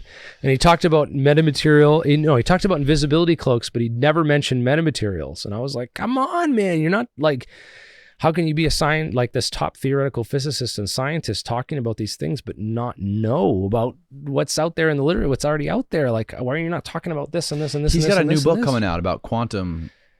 Yeah. Quantum entanglement. What's his new book? Google Michio Kaku's new book. I'll have to check that out, man, because Kaku's interesting. He's done a 180 on the UFO topic, but I really didn't like his stance in the what he said about the UFO topic. He like, now the burden of proof has shifted. He said like, oh, it used to be on us to prove that these things, weren't, but now we have to prove that these aren't real. And like, no, that's nothing to do with what's going on right now. I just felt like, I don't know. Quantum supremacy, how the quantum computer revolution will change everything. Oh, that sounds interesting. Yeah. Kaku would be super. I would love to have a sit-down conversation with him where we could just get into it, on some of the stuff, man, because that would get super deep quick. If we could put a panel together with like Kaku, Weinstein, Bob Lazar. Yeah, Bob Lazar's got to be on there. I guarantee you, and I'll bet you anything. He will not be on Joe Rogan ever again. You can mark my words, and I'll bet you. I'll make a bet with you that he will not debate Weinstein, and he will not go on Joe Rogan again. I think he's gonna fade out of the public domain. He just moved. He moved United Nuclear from Michigan to Oregon. He's got a new setup out there. He's got an 11-acre horse farm that he lives on with his wife out there now, and I think he's just gonna retire and say forget all of this. I guarantee you. I just don't see it happening, bro. As much as I would love to see that, and it would be awesome. My prediction right now is that he's gonna fade out, and he's just gonna drop out altogether. That's my prediction anyway. What is the biggest pushback that you get on this shit? obviously you have a lot of critics and you have a lot of people attacking you for your positions on all this stuff. What I mean, some people consider you a quote unquote skeptic, but like, what is the most prevalent pushback that you get? Well, I mean, I'm on Twitter a lot. So UFO Twitter is just notorious with these defenders of TTSA. And when I spoke out about TTSA and some of my criticisms of them early on. Who is TTSA? So TTSA was To the Stars Academy. And that was Tom DeLonge and, you know, Chris Mellon, Lou Elizondo. And there was a CIA guy. Jim Semivan, yeah. Yeah, Hal Puthoff, a number of these other guys that all came forward and said that they were going to build a spaceship for us if we funded it, and they were going to release free energy and anti-gravity technology. And that was all in their like first press conference thing. And, you know, I had been researching anti-gravity for, 10 years at that point. And I was like, there is no effing way. And I was super, vocal about that. I even started my own company to try to, compete with them for, who's going to make the real anti-gravity technology and who's going to release more, real information about it. And I was just criticizing everything that they put out because they weren't talking about any physics, any real technology. They were just making promises. They didn't even have a science division. They ended up shutting down the science division after they started and just focusing purely on the entertainment division. And I was just like, I predicted it all right from the start. And I called it out but I had tons of people just giving me all this backlash. And then my questions about, these guys and their credibility and what they're doing in ufology, and do we need them? Are they helping? Yeah, they got a New York Times article. They got a bunch of attention to the subject.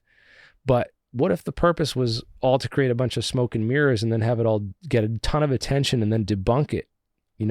That would be like what I would do if I was the Pentagon and I wanted to run a psyop and get rid of all this stuff. I would, hire a bunch of guys, pump it up, hype up a whole bunch of fake crap for as long as I could. And then just until everyone got tired or burnt out or I debunked it all. And, and I really feel like the when they pulled the plug fully was Super Bowl weekend with those 3 UFOs that were shot down in the same weekend. And they were just like, it's Chinese spy balloons. Right. And that was just like Roswell, 1997 U.S. Air Force all over again.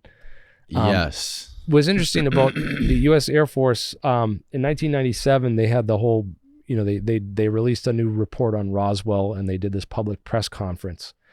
And the opening line of that press conference, the first thing that the DOD says is, wow, look at all the people here. If only we could get this many people to, pay attention to aerospace defense, we'd be doing something, productive here. So it's like that right there was like, they must have realized, wow, there's way too much, we're not going to fight this. You can't beat them. You have to join them. You know what I mean? At that point, they must have realized that you cannot like, your denials are just creating more when they came out with that report and then a year later after that report, Corso published his book the day after Roswell. I almost felt like that was misinformation or disinformation as well, put out by the Air Force, because like the timing of it was just too close. And then the technologies that Corso mentioned were none of the real technologies, and it was all technologies that I found had traceable sources to, human inventors and human scientists who built and worked on these things. Some of the other stuff is I've traced it to humans too, like the invisibility stuff and the metamaterials. It goes back to Project Rainbow and all that, the classified stuff they were working on and different, EMF responses that they were observing and things. So there's a lot of this that's just, you think it's aliens because it seems like it came from nowhere, but it really came from these, classified programs of these scientists who worked on it for their entire life. And even if it wasn't classified, it's just obscurity. So it's a scientist that worked on it and just nobody knows about it except, very, very few people. So, yeah, one of the most impactful things, one of the most impactful quotes from your conversation with Eric was when you were talking about disclosure when it comes to like New York Times and looking to like the biggest irony in this whole disclosure movement is that we deeply distrust authority while simultaneously looking at authority for verification of all this stuff. Yeah, absolutely. Yeah, that's a good point, because that just brings it all full circles. Because like, who do you trust at the end of the day? And the only thing I trust is what I can verify, with my own, research or either experiment or evidence or something. And some of the stuff is you just have to like accept it as a mystery, and maybe you're never going to get to the bottom of it. And some of it you have to think about outside the box, that other researchers before you haven't approached this topic or this problem the same way and haven't come up with the right solution. Sometimes you do. Sometimes you're looking at a UFO video and you're like, dude, we looked at a UFO video. We finally like tracked it down to where the location was taken. And then we noticed that there's mountains in the backgrounds with all these, motocross trails. So it's they were actually filming were dirt bikes going down the mountain on the motocross trails. And it looks like UFOs in the video. There's like all kinds of cases like that where you just have to step outside and get a little bit different way of thinking about things or a perspective, and then instantly things make sense. Right. What do you know about that guy Malcolm Bendall, who has been working with Randall Carlson for the past year on this plasma technology? I haven't seen any of his like actual technology or his lab. I heard he's got a lab like in Malaysia somewhere and doing kind of tests and like experiments and stuff. I haven't got, I contacted him on Twitter and tried to get like a little bit more in with him and see, but he didn't seem real vocal or open with me, and I don't know if that's a bad thing or a good thing. Sometimes, if you got something to hide, you definitely don't want to talk to theoretical physicists and scientists, because if you're trying to pull a front, then you're going to get found out real quick. Right. What I mean? So, that's the same thing I tell people who criticize Gary Nolan. People are like, oh, he worked for the CIA and the CIA recruited him to study these brain, injury victims to understand Havana syndrome. And that's how he got into all this. So you can't trust him because he worked for the CIA, but he's a scientist. And I think that we need more scientists in this field. We need more scientists studying this. And I think the more scientists, the better. And if he is a disinformation agent and he's trying to spread, misinfo to the scientific community, good luck. Right. Well, it's just another example of people like yourself, people like, you're very similar in your field of physics to Ben Van Kerwick is to like this guy. He has a YouTube channel and he studies all this ancient high technology evidence in Egypt where the pyramids are. Like he finds all this evidence of these precision core drills and these precision saw cuts and these basalt stones. Yeah. And so they had to have iron. Yeah. Right. Like bits and during the time where they say the pyramids were built, they had literally like stone tools and iron chisels, right? And there's no way they could have copper chisels. Yeah, that's what I meant. Copper chisels, right? Yeah. And there's no way they could have created these perfectly symmetrical, perfectly square, 80-ton bricks of I forget what the stone is, like basalt rock. It's like on the Mohs scale of hardness. They're like some of the hardest rocks that exist. That's another thing, right? So if you were an ancient civilization and say you did create a blast furnace and develop iron smelting and forging technology ahead of everyone else, wouldn't you keep it classified? Wouldn't that be like a highly classified military secret? That would be like to ancient Egypt, figuring out iron smelting technology would be the equivalent of our hypersonic missiles. You wouldn't share that with anyone. You wouldn't share it with even your citizens. So it's easy to see how technologies like that could have gotten lost over time, like could have been discovered and then lost. Yes. Yeah. I mean, there's been Greek fire. There's evidence of cataclysms, of massive floods, of comet impacts that created global cataclysms that wiped out civilizations, and there are extinction level events. And what modern academia says is that the Egyptians 2,500 years ago, they built the pyramids and they created everything that you see there today. But with all the evidence of the technology they had, it's not possible. They were the ones that were carving those hieroglyphs with copper chisels into the sides of those giant basalt obelisks. They weren't the ones that were actually moving those massive 20, 30, 80 ton. It's like we found them and we just did stuff to them. Exactly. Rather than we they were built like, them. it's the equivalent of like toddlers drawing with crayons on the side of a mausoleum. You know what I mean? Yeah. And to say that these giant pyramids were created to be tombs. I think that a lot of that stuff's super interesting. There's a lot of cool, Egypt research and a lot of unsolved mysteries there. But back to like specifically the Malcolm Bendall, this Malcolm Bendall guy. I know that he did some stuff on Twitter with this periodic table that he created, where he arranged it in a circle and said that there's some significance to that. And I made a video where I showed all the different periodic tables, including the real the real full periodic table, which is the chart of isomers, and that includes like all the isotopes and all like all the different arrangements of isotopes and isomers. So like the full chart, and that's like the full periodic table. That's like when Gary Nolan says, our regular periodic table, we're working with like 100 elements, but in between those there's all these isotopes of each element. So they're working with like 250 in their building blocks, and rather than what we're working with. And why they need those might be is another issue of debate and stuff that I can get into. Like, for example, they took a different isotope of lithium and replaced it with like the regular lithium, and they found that like because of that isotope replaced basic functions in the brain, that weird things happen because of the isotope. So there's functions in your brain that are clearly affected by these spin relaxation times, because that's the only thing that changes when you up the isotope is that spin that Larmor frequency or Larmor precession. So there's quantum mechanical processes that occur inside the brain. This has been proven with the lithium study in mice, where they gave an isotope of lithium to the mice, and they behaved much differently than the ones with the normal lithium.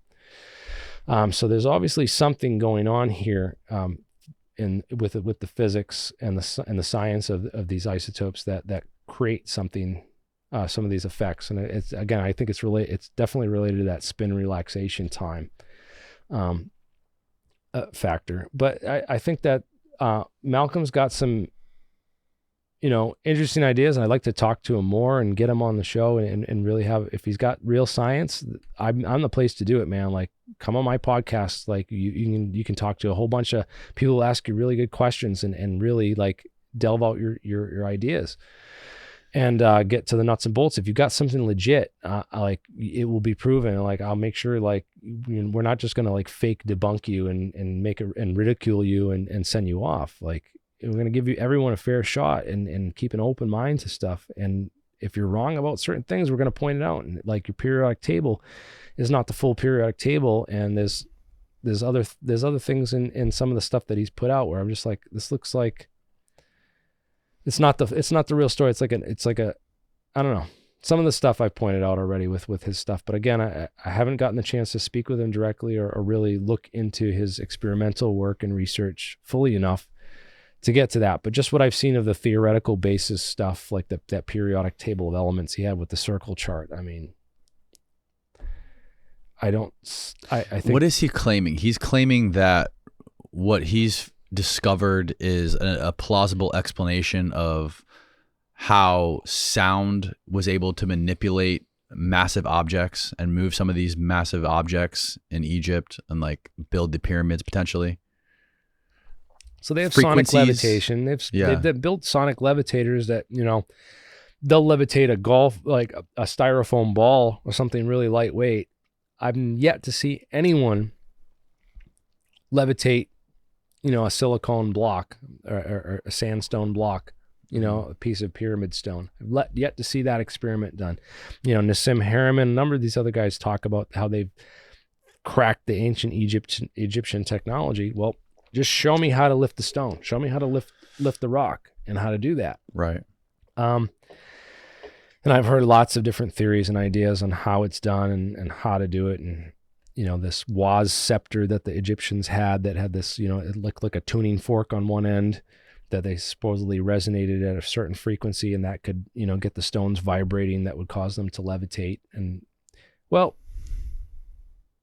someone's got to figure, if the ancient Egyptians figured it out with their primitive technology, man, why can't we do it in some of the labs we have and figure this out? Why do we got like teams of, real PhDs and other kinds of people working on this stuff and we haven't figured it out? If it, it just, so I'm skeptical. Well, that's what Ben Van Kerwick points out. He says it wasn't the ancient Egyptians. It was a civilization much before them. Yes. With much higher advanced technology, and the ancient Egyptians simply inherited that stuff. Right. The technology was gone. Or New Zealandia, one of these ancient civilizations that structured and then they collapsed and everyone moved to Egypt. Right. And then people like Randall and people like Graham Hancock that point all this stuff out, they just get like discredited and called racist. Like Graham Hancock was called a racist for some of the theories that he pointed out about ancient Egypt and how the pyramids were constructed. There's these attempts to discredit them by labeling them on social media and portraying them as bad guys when really all they're doing is paying more attention than anyone else, and it goes against what modern academia and all the people that have. I can sympathize with some of those people because they're like, oh, well, how could brown people have built the pyramids? That's racist. To think that they're in Africa. So the other thing I think is like the same thing I see with scientists all the time is like I get pissed off because these scientists are not getting the credit and you're not getting the real education and not knowing the real knowledge, and you're just giving aliens all the credit for stuff and not getting a good understanding of the science or anything that's going on, because it was real scientists who worked and built this stuff like the transistor. Do you know who Walter Schottky was?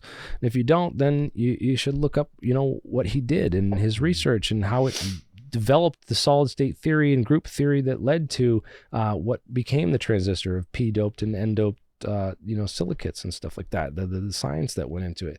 And you don't get an appreciation for that. And it's the same thing I look at with the pyramids, man. It's like you're taking all this credit away from humans have done some amazing and just a miraculous, just awesome things. And you're giving all that credit to something else or aliens or, some advanced technology and civilization. Maybe we're not thinking hard enough. Maybe we're not, I don't know. I've yet to also see on the other side is anyone who's been able to show how you can lift stones and do all this with primitive technology and do it. I like the idea of the Grand Gallery being this cog mechanism where they walk the stones up the Grand Gallery, where there's a ramp where they actually drag the stones up for the final construction project. There's lots of cool theories on how they built the pyramids. I love that guy. Have you ever seen that guy that does all the concrete buckets? He moves all these super heavy objects by finding the center of mass and then balancing the object on that center of mass and then just rotating it or spinning it different ways, or just, rocking it back and forth and putting, lifting a little bit of, you lift this side, put a stick under, tip it back this way, put a stick under, lift it back this way, put a stick under. You can jack up like huge megaliths. Oh no, I haven't seen that. What is this called? Look up like man shows how the pyramids were built, or man moves heavy, enormous objects by himself. I think it is.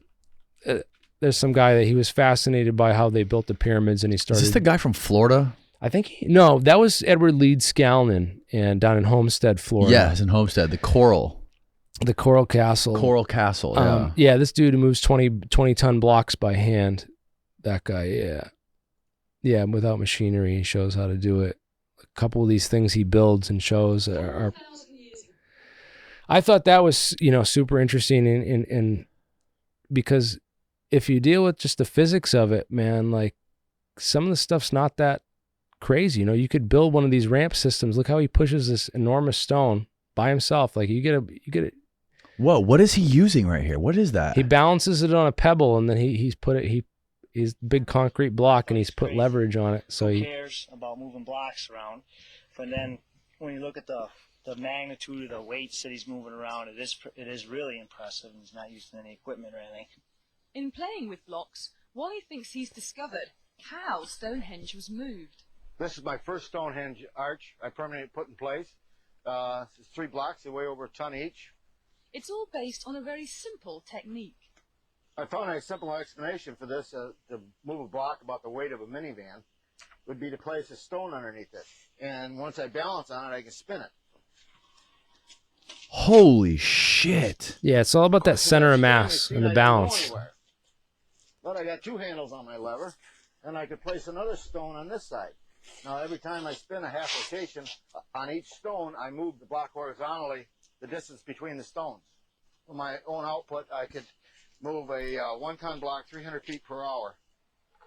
Using this technique, he's moved everything from 1-ton blocks to buildings. Look at that. Here's how it's So he's tipping it with weight. He's raising it off the ground 6 inches at a time by placing a wedge underneath each end. And that's going to put the entire weight of the block on this rope. So then I'm going to release the rope, come back in, and the rope's going to be my brake. I'm going to guide it into the pit.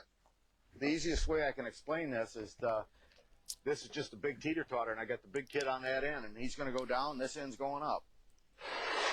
So each time he does the teeter-totter, he places another wedge underneath. One day I got thrown over top of a block, and a couple times I had the blocks roll off the top and almost land on my feet. That's pretty wild. But still, even with this kind of technology, I mean, imagine how long it would take him to build the fucking pyramids. I think there's like a mathematical equation that was done based on like modern technology and how much each of those blocks in the pyramids weighs. Like 2 million blocks that weigh what, like 5 to 10 tons each? Yeah. It would take like, how long would it take? Maybe a place like 1 stone every, like you'd have to place, I think, like 2,000 stones an hour to do it. And I don't know. Let's do some math. Yeah. Fine. Google how long would it take to build how many blocks would you have to move per day to build the pyramids? So it's 2 million blocks. I feel 2 million. 2 million. So if you had 2 million divided by 7,300, that means you'd have to stack 274 blocks every day. 274 blocks. That's to do it in how many years? It's 20 years. 20 years. That's not using what that guy was doing. That's not using wooden wedges. Like a lot of people doing it. A lot of people, right? 20,000. It's bizarre, man. I don't know. It would be cool to do some more experience with it, but like as a lot of people pointed out, like you couldn't hire a contractor today to build the pyramids, and it would cost so much. Yeah, the amount of to cut. Google a picture of one of those giant obelisks that just type in Uncharted X. The one that they started excavating that cracked and they stopped. Yep. Yeah. Obelisk. OBYL. It's like 100 tons or something. Yeah, it's insane. But it's like cut with perfect precision. And they get him inside of these pyramids too. Yeah, look at that one. Look at that one on the very top. That one right there. That one right there, yeah. That's it too. Thing is insane. You're not doing that with copper chisels. Nah, and in fact, you need like some kind of like rigged machinery to keep it that straight. Like you'd have to have things on like a line going back and forth. Mm-hmm.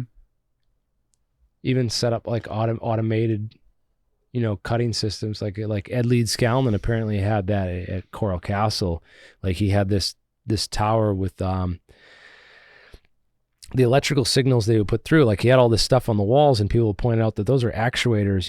Like you have this electromagnet, and you put something inside of it. You can have like a whole, like a saw system on automated, like running by power that would just cut blocks. You can have the way he cut the blocks at Coral. He's cutting coral, so it's a big coral bed, and coral's a really soft stone, so it's really easy to cut.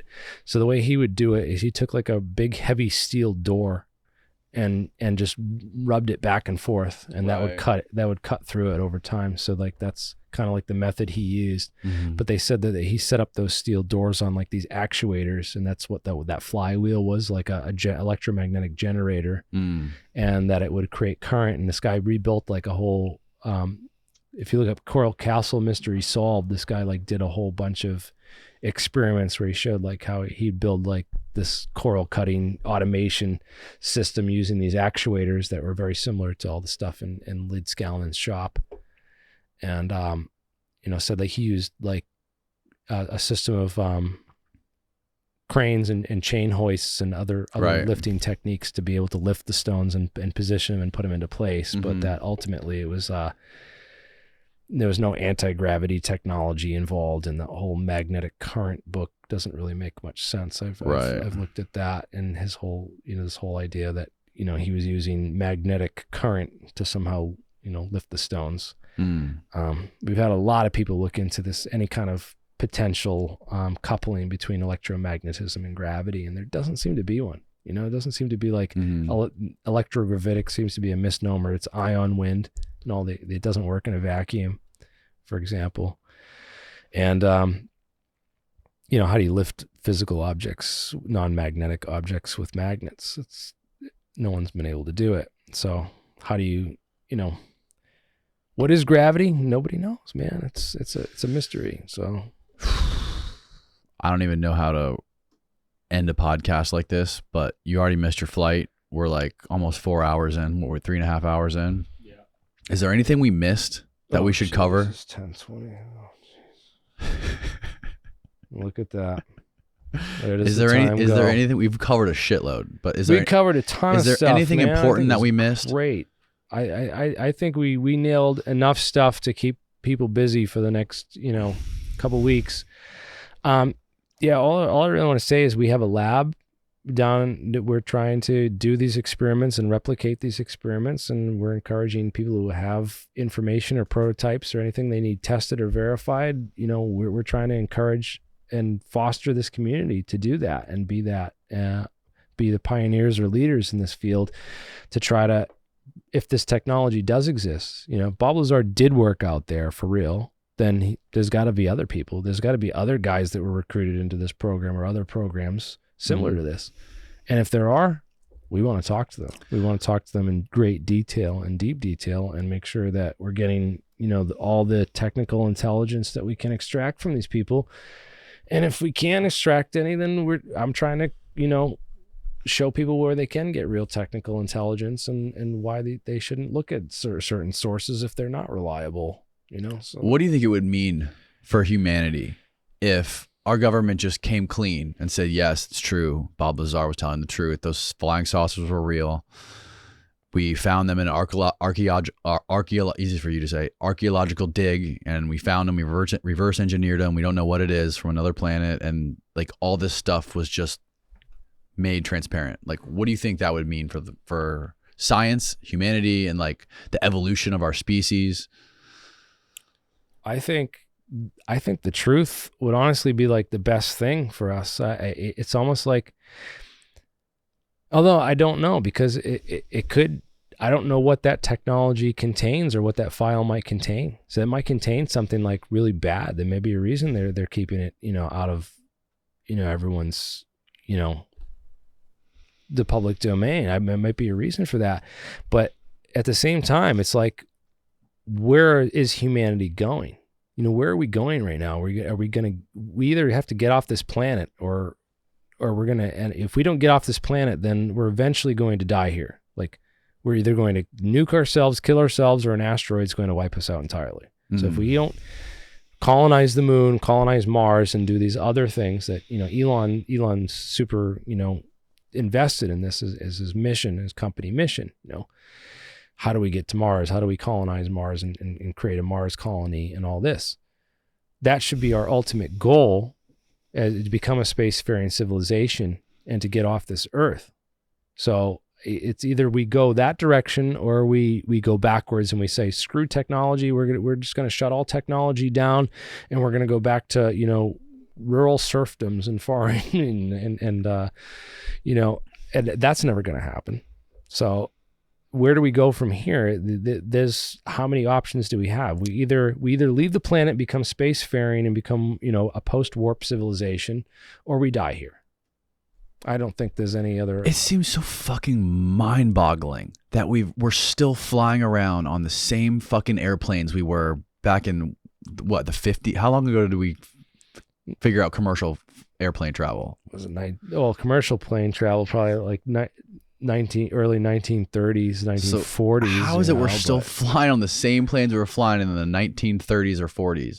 It seems like just modern technology has not evolved. Yeah. We were working on anti-gravity in the 50s. What the fuck? You could make an argument like electric cars, like we got computers on wheels powered by batteries, but like Eric said, you know, if you look past screens, really nothing else has really changed. Yeah, as far as energy production, and you know, we're still using turbines powered by steam, and that steam is either generated by, you know, nuclear heat or burning coal, burning fossil fuels, burning old dinosaur bones. So, yeah, I don't know. We need to get off and curb our addiction to fossil fuels and find better energy sources.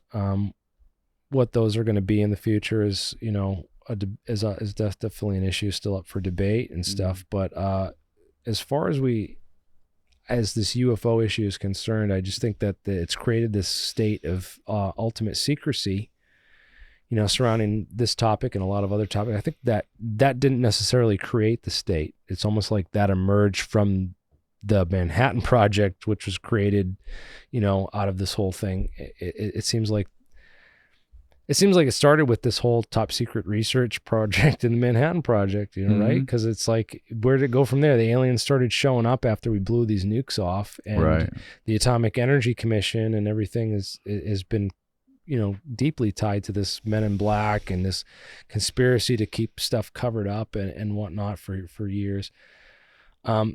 I think that there's definitely more to it. But as far as, you know, where we're going to go with it, it's got to be through the technology, because I don't think I don't see that ever happening, that the government's going to come forward and be like, we're going to admit to anything. Because when does that ever happen? And then if they do, it's like, it's automatically caused to not believe whatever they said. It's like, so I don't think that that's how it's going to go.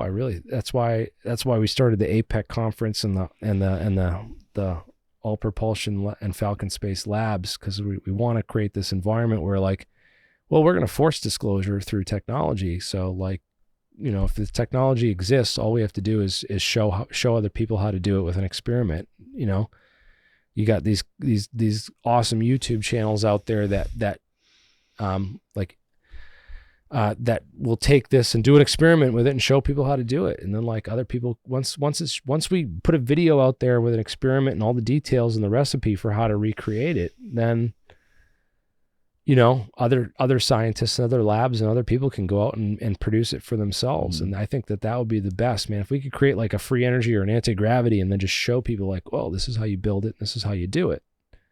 I think that that's the way forward. And also the physics too, because we go over the physics, and we get into the physics, and we go in these arguments with other physicists about what's the way to do this and how do we do it, and well, this will work, this won't, and coming up with those better ideas is the way we're going to get through this, and we're going to, you know, eliminate the noise and get to that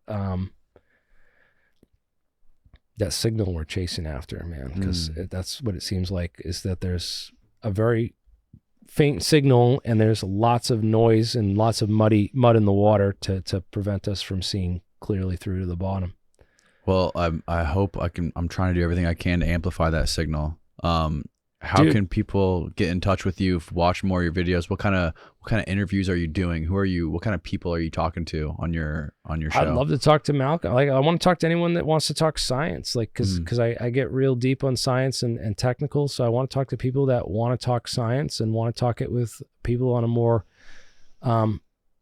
intellectual level than you know, normal.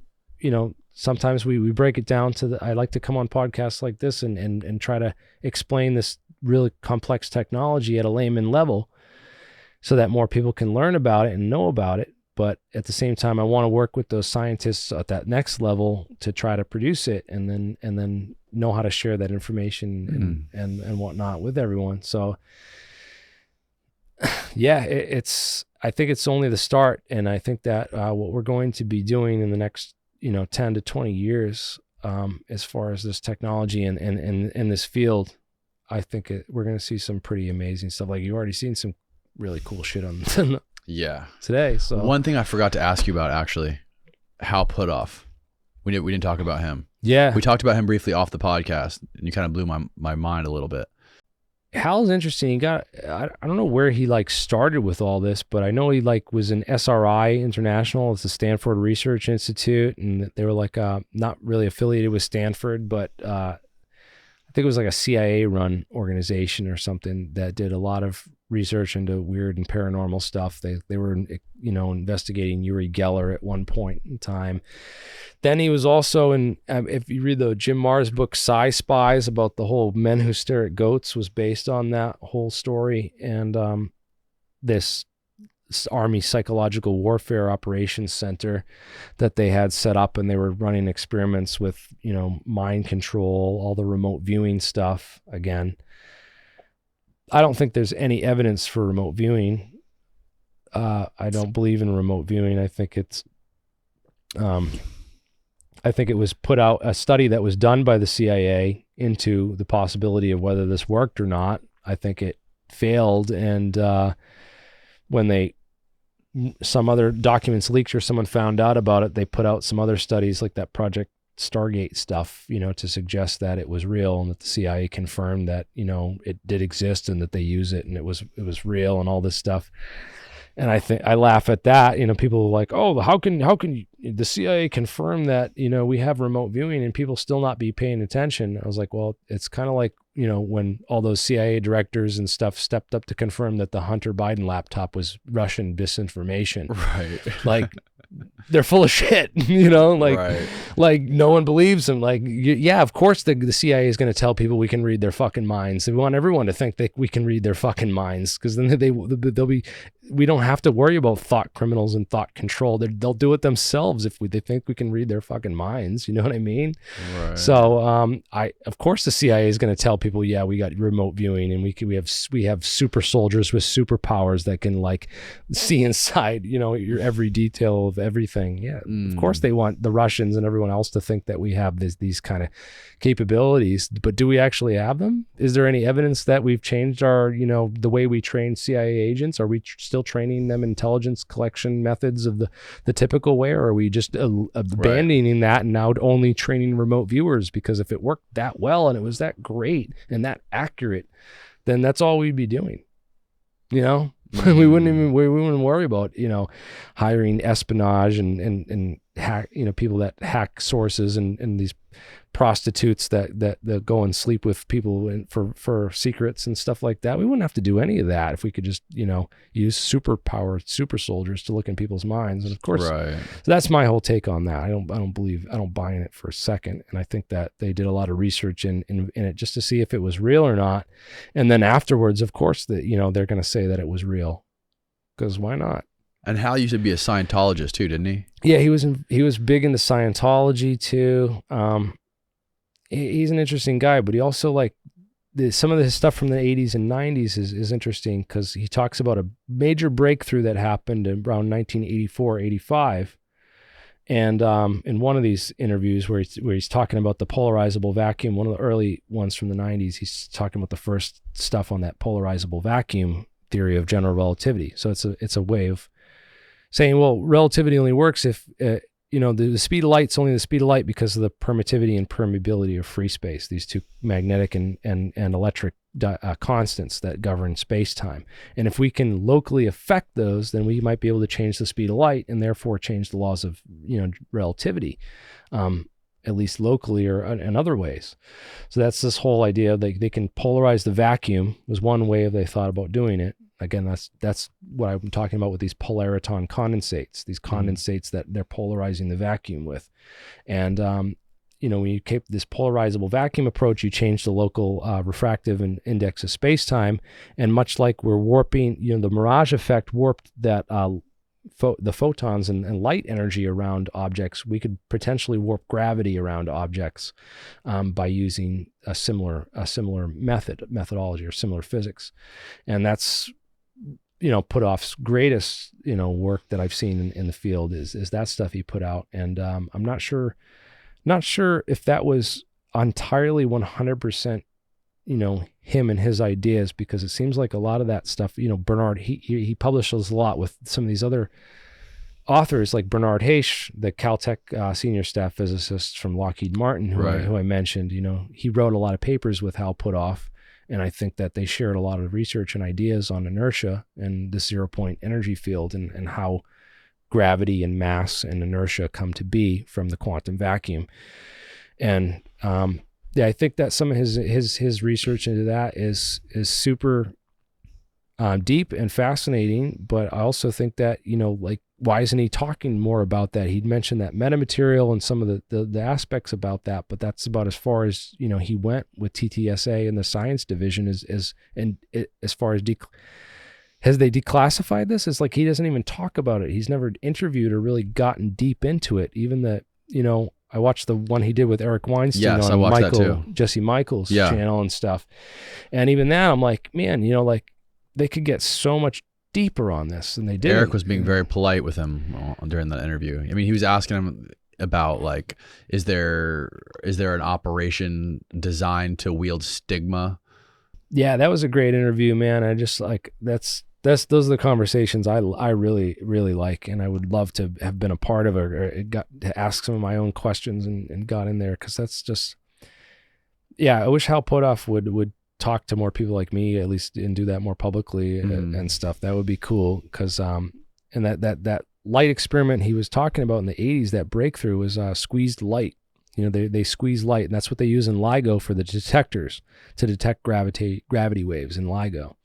And one of the theories in physics is that if you can build a detector, you can build a transmitter.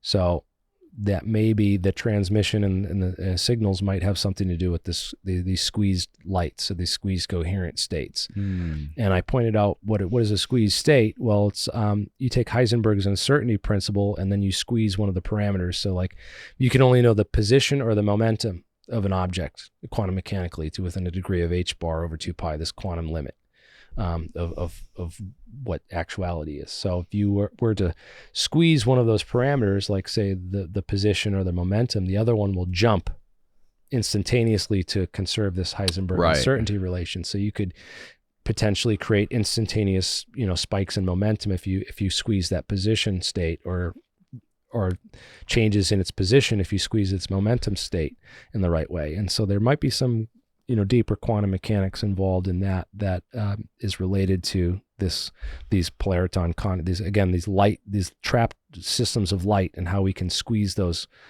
systems of light to get them to to do things physically that they ordinarily wouldn't.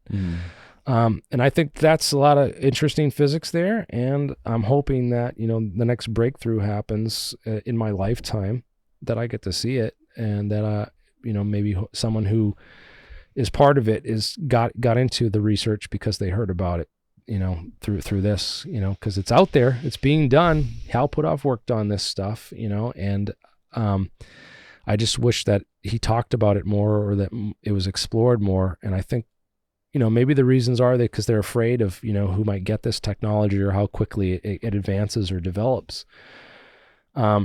But I'm afraid of what might happen if it doesn't develop quickly enough. Also, and also they talk about this it's a playing ground field, leveler. You have this technology, it's going to make us all gods, kind of essentially. So humanity's going to have to go through this process of growing up, and it's kind of like humanity is we're hitting puberty or adulthood, we have to give away our childlike ways and realize we're part of a much bigger universe, a much bigger cosmos. If these technologies do exist, and if we're going to wield them and utilize them, we need to evolve, not just technologically but spiritually as well, so that we don't destroy everything once we have the power to wield that ability.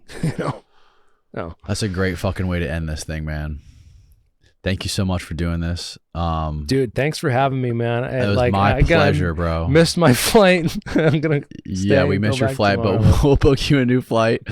You got to get someone on here to debate me and have me come back on again sometime, man. This will be awesome. I'm 100% going to have you back on. Hell yeah. There's no question about that.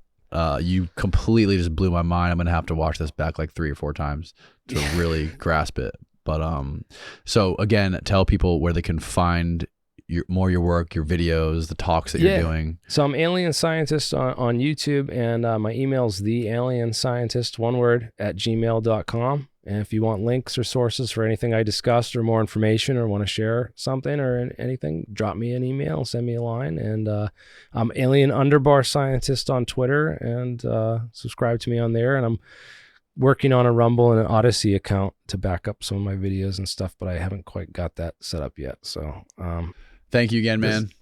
I'll link all your stuff below so people can look at it and check it out.